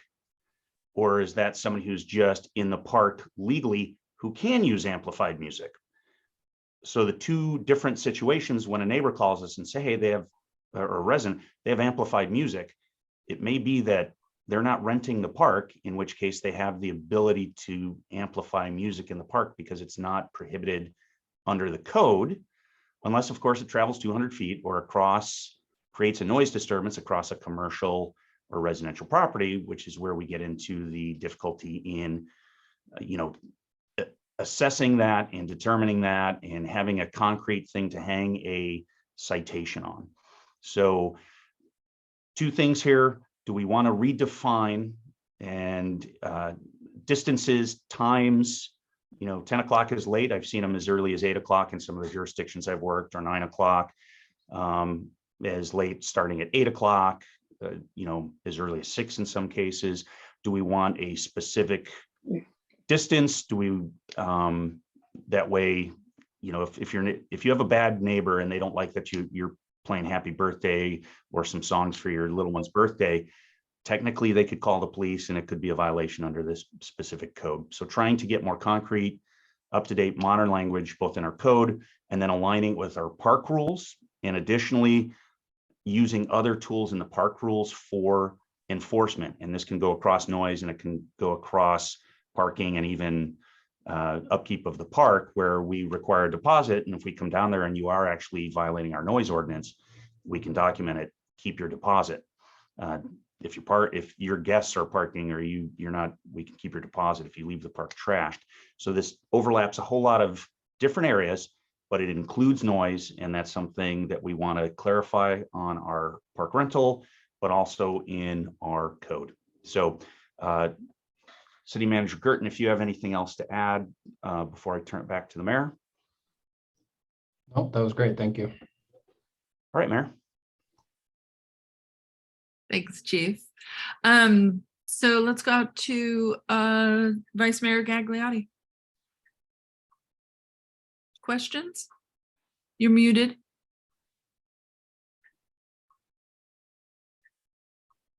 No, There you go. No questions. Okay, sorry about that. Pat Lintow, Ms. Lintow. Yes, perhaps in addition to forfeiting their deposit, there could be a monetary penalty for abuse of the rules and regulations. That's all I have. Thank you. Okay, Mr. Donaldson.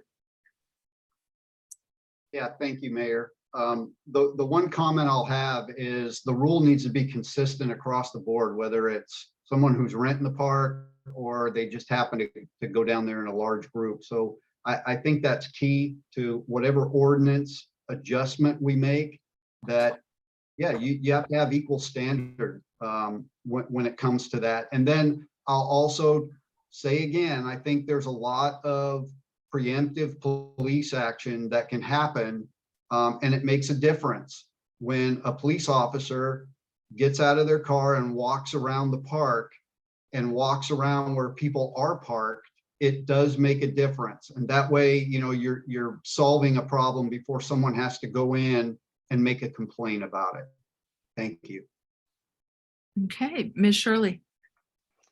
Yeah, I also agree that we need to have consistent park rental agreement and ordinance. I guess as our park rental agreement is written, our fall festival couldn't have amplified music.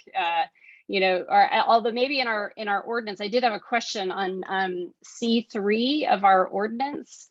It talks about special events for which a permit is obtained.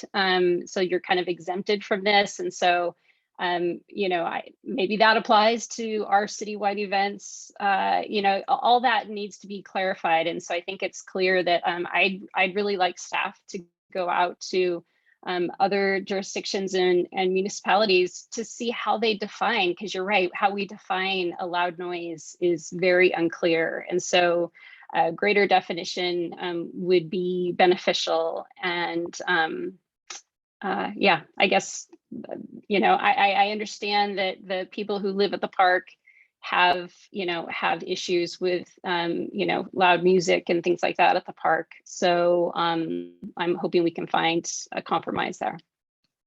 Thanks. Great, thank you. I agree with all my colleagues. I mean, is there signage down there that says something about noise? I don't know if it specifically says anything about noise. We do have some park rule signs, but I think that might be part of the old outdated signs. I know we updated all the dog park signs, but we would definitely update the signs once we had the park rules and the ordinances in place to enforce what we need to enforce. So yeah, I agree that it needs to be the same for all, but perhaps tied to a park rental, there could be a permit process, or for a special event, something like that. So that way the city is aware in advance, and perhaps you could then take Scott's suggestion about having a police presence beforehand. But I also agree that this is another one to take a look at, because I mean, I don't want to throw a curveball, but I will. One of the things that I'm hearing a lot about are leaf blowers and the sound. So that's something else to consider. And then the last thing is perhaps we should be doing a cost evaluation of the park usage. I mean, obviously our parks are wonderful, but are we competitive? Are we charging the same as other cities? And that would help alleviate just the mass numbers of people that are coming, because if we're less expensive and we're obviously most attractive, how do we do that? But ultimately, I think more research does need to be done on loud noises. So let's go out to the public. Ryan. Hi, thank you. I'll try to be quick because I know this has been really long, and thank you for allowing us to continue so we could make some comments about this. I just want you to know I'm not the kind of person who wakes up every day and think, boy, how can I complain about the park today? That's not how I operate. And I just want you to know that when we do call police dispatch, it's because it's been a sustained, really loud music for like several hours. And last weekend we had it, I think it was Saturday and Sunday, or maybe 2 weekends prior. And I'm talking about the kind of where there's not really a place in your house where you can get away from it, or where, or even where it's actually like shaking your windows sometimes. So it's that kind of volume. And I understand it's maybe kind of difficult to figure out, well, where's it coming from? Or, if you turn it off before the police arrive.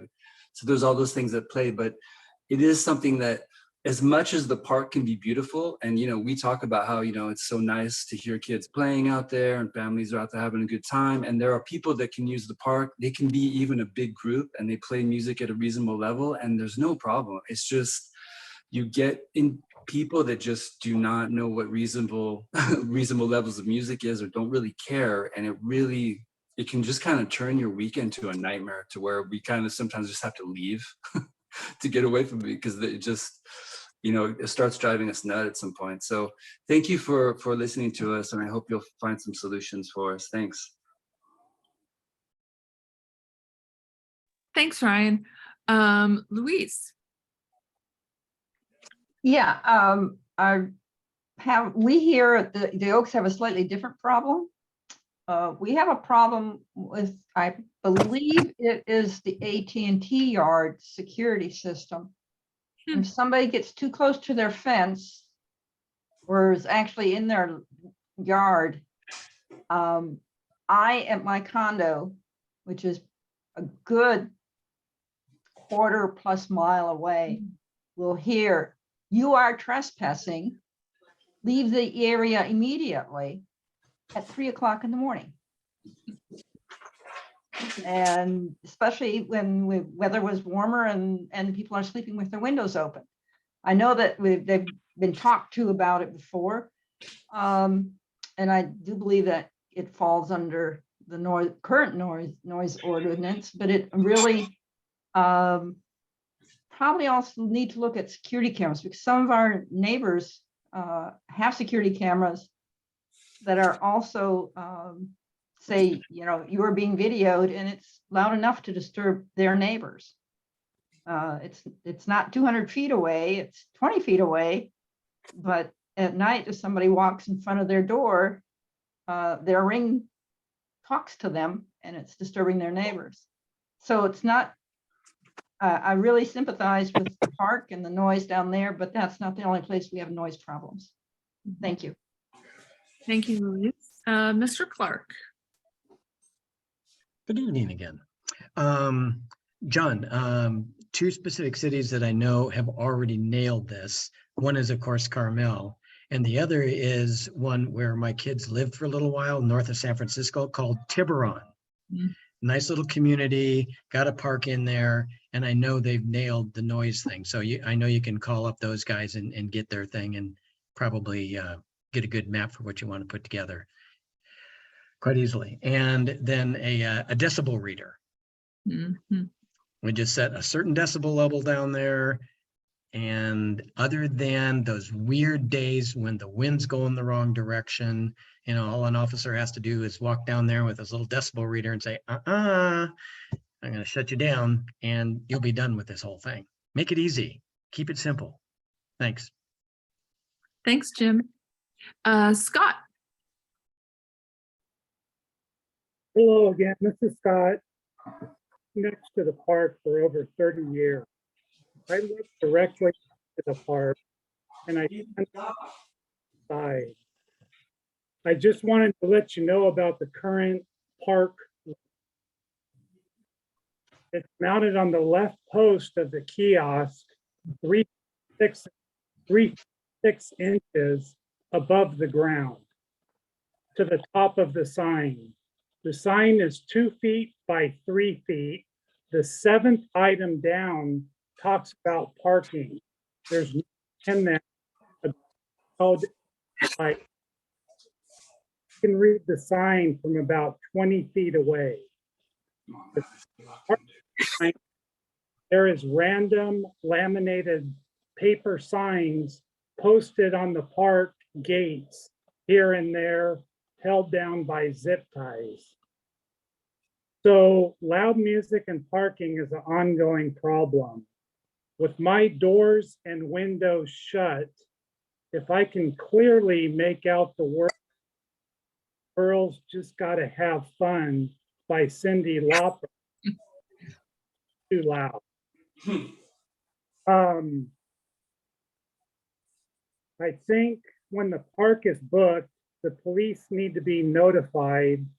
And at that point, they could do hourly patrols in the park to accommodate parking and noise. And that would include parking in the park parking lot for at least 5 minutes. That's my opinion. Busy weekend, not have guests come to my house and park in home. So it might come down to where police have to come down here and do a head count of a party, because I think when people rent the park, they're checking the lowest possible box, 50 to 100 people maybe. And there could be over 150 to 200 people here. If you throw in 2 events at the east end, the west end, and a ball game, it's just out of control. So to my understanding right now with COVID rules, it's no more than 3 families in the park. So I would like to find out about that. I don't know if I'm right. But anyway, I'm frustrated, concerned about this ongoing problem, and I agree with all the comments from my neighbors. Thank you. Thanks, Scott. Kathy. Hello, I live on Angeles near the park, and it's not just the volume. You know, like Scott said, sometimes you can hear the words clearly, but I think worse than that is when you just hear the boom, boom, boom, boom, boom. I know that doesn't sound bad, but hear boom, boom, boom for 4 hours and you're ready to rip somebody's head off. The other problem we've had with some of the parties at the park is what they're playing is highly inappropriate. There's loud music with racial slurs, things that are inappropriate for gender. I don't really want to, you know, start cussing on here, but you know, we need to do something about what they play too. It is in a park and it is right next to a little play structure for little kids. And when you start hearing bitch and a bunch of other stuff, that's, you know, the bad versions of songs, it's inappropriate. I mean, if somebody wants to do that in their own house, that's one thing, but at a park where 4-year-olds might be playing is very, very inappropriate. The other problem we have is during a party setup. The people that are setting up, not everybody, but a lot of the times when they're setting up, they've got a bunch of cars in the parking lot and they're blasting their music too. Well, my back fence is against the parking lot. And when they're parked right against that and they're blasting their music, it's, you know, sometimes it's as early as 7 or 8 in the morning. We would just like a little bit of peace and quiet. And I agree with the decibel meter. Other agencies use that and it works out quite well. But a distance thing is also appropriate because, again, that boom, boom, boom is ridiculous. And I hope if you look at other agencies, you look at the proximity of homes to something like a park. The county's been having issues for a very, very long time with party calls and loud noise, and we're trying to work that out. But yeah, something needs to be done. It is a quality of life, and I do appreciate that you're looking at this. Thanks, Kathy. Michael Douglas. Thank you once again. And I appreciate bringing this up. You know, it's I have had complaints not about the park because it's not an issue as much for me, but there are a number of cars that are incredibly loud. I don't know what they've done to their muffler, but whatever they've done, it's not appropriate. So, you know, I've talked to the police about this, and you know, there ought to be something that can be done. So point one is that, you know, most modern cell phones now have devices that are very, very simple, like this one that measures, I don't know if you can read it, but I'm measuring our decibels right now, 74 decibels right now in this room. You know, cell phones can do this. You can get a general idea of what the sound level is. It is not admissible, I'm sure, in a court of law, but at least frames the argument for a discussion. So I think that you know, I could hear Girls Just Gotta Have Fun. Well, yeah, you know, if the Monterey Jazz Festival was playing that this weekend, I would have heard it. But nonetheless, you know, I think that we do have to address this issue. And I think it extends way beyond the park. I think it extends to cars and motorcycles. Thanks a lot. Thank you, Michael. Veronique? Yes, hi, thank you. And I also live in the house that's right next to the park. So I want to say we're not against fun. I just want to make sure it's clear that most times there will be big parties. We hear kids scream, have fun, you know, in bounce houses, a little music. That's not a problem at all. The problem is when you have a person who's going to come with amplified music and park their car right in front, like Kathy said, in the parking lot. They open the door and they blast music and it goes straight to our house because it's very weird how the sound travels in the canyon. It comes straight to our house. A lot of times when a party doesn't book, they go to the gazebo and then there's a big party at the gazebo, or even just 2 people at the gazebo with amplified music, and it can ruin your afternoon because the music is so close to us, it will make our windows shake. And I'm not even kidding. And so I don't know if you have noise readers, if you could not just stand next to the party, but try to stand next to the houses to see how the sound travels and goes to us, because it's just, it can ruin your entire weekend. You know, when you work all day and then you hear music for 45 hours, it's, I don't, like I said, it's not that you want to kill a party, you just don't want to be held hostage all day.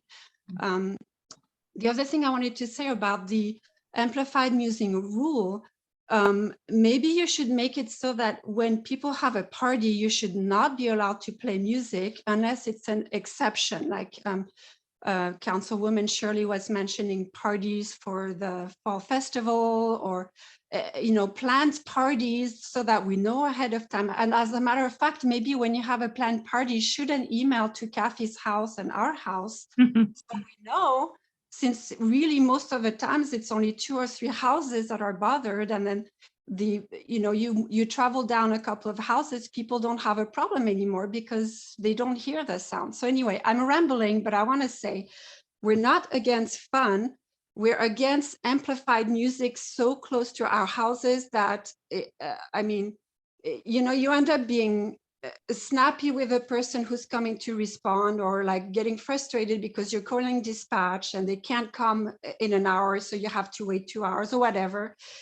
So yeah, we really, really appreciate your help, because we really need help. And it's been going exponentially worse this year. Thank you. Thank you, Veronique. Ron.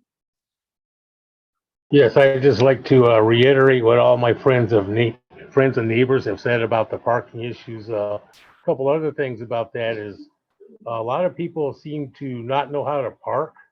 When they're parking at the park, they're parking on our vegetation, on our ice plant.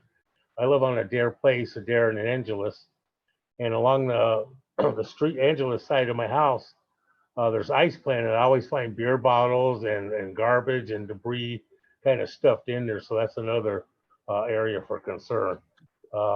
Veronique, I have to disagree with you. I live 2 houses from you, and I can actually physically see my glass move when some of those thumpers are going on, and it's just very annoying. But anything else I had to say was stolen by all my friends and neighbors. They stole all my thunder, especially the loud cars. The loud car guys have to let everybody know that they're leaving. So thank you very much. Thank you, Ron. Susan. Yes, I just wanted to say that this also should apply to neighbors. I am having a current situation with a neighbor of about 7 young men screaming and yelling, cussing all hours of the night. Of course, it's gotten a little bit better since many neighbors have called on it, but the music playing, hearing the boom, boom, boom with all my doors and windows closed, because my backyard basically is next to theirs. So it has been an issue with neighbors as well. And I also live on Angeles Way. So the one day that they mentioned with the very large party coming home on a Sunday, I was scared that it was my neighbors having a huge party, bigger than the ones they'd already had. But then it was actually the park. So could hear that music as well all the way to my house, which I'm on the corner of Arbor. So there is issues with neighbors as well. And we'd like some help with that when we call. Thank you. Thanks, Susan. Ron, is your hand up again or still? Yes, I'm sorry. I forgot to mention one thing that's pretty annoying is frequently way after dark, like hours, we'll hear people in the park yelling and screaming and, just joking around sometimes. But when it's that quiet, their voice carries quite a bit. So I hadn't heard anybody mention that. So I just wanted to bring that up. Thank you. Okay. Thank you, Ron. Any other public comment? Okay. Kathy? Yeah, I'm sorry, I forgot to mention this. We have a wonderful dog park that people can use, but unfortunately we have people that are too lazy to go all the way to the dog park. So they stay in the parking lot of the park or the front end of the park. So the barking dog stuff in the parking lot starts sometimes as early as 7 in the morning. So that'd be nice if that could be patrolled also. Thank you. And Scott. I just wanted to describe a situation that happens almost every weekend, and I'll call it that guy or that girl that comes to the park. Be it a loud car with loud exhaust, a motorcycle with blaring music, racing up and down the street. That guy or girl comes to the park every weekend. And I don't know what we can do about that, but that guy or that girl comes to our park. Thank you. Thanks, Scott. All right, so I'm going to bring it back to the council. Actually, we're in the same situation. City manager and chief, do you need additional information from the council? Nope, I think we got it. Thank you, Mayor. Okay. So on that, I'm going to wrap that up and we're going to move to just let everybody know council member reports are in the agenda. And the correspondence, I did just have two things. I hope everyone is planning on attending the first movie in the park this Friday at 7. Sorry, I have a dog that needs to go out. I just want our neighbors on Angeles to know that we purposely designed where it was going and where the sound is going to go up against the hill behind City Hall towards 218 to try and pull some of the fun at the other end of the park. So the other thing is on Saturday is the Citizens Action Group annual picnic. Haven't had one of those for several years. So we have a new parade, which will start at 11:30 at the Church of the Oaks, and the picnic will start at 10. So I hope to see you there.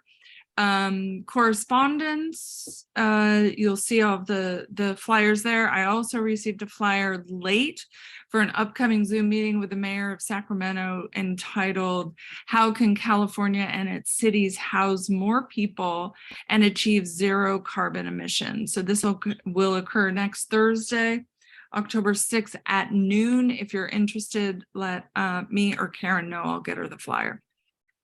So on that, we are adjourned. Our next meeting is Tuesday, October 25th, 2022 at 6 o'clock. Thank you all for the a really interesting conversation this evening about a lot of important things that are affecting our residents. So have a wonderful evening and we'll see you end of October.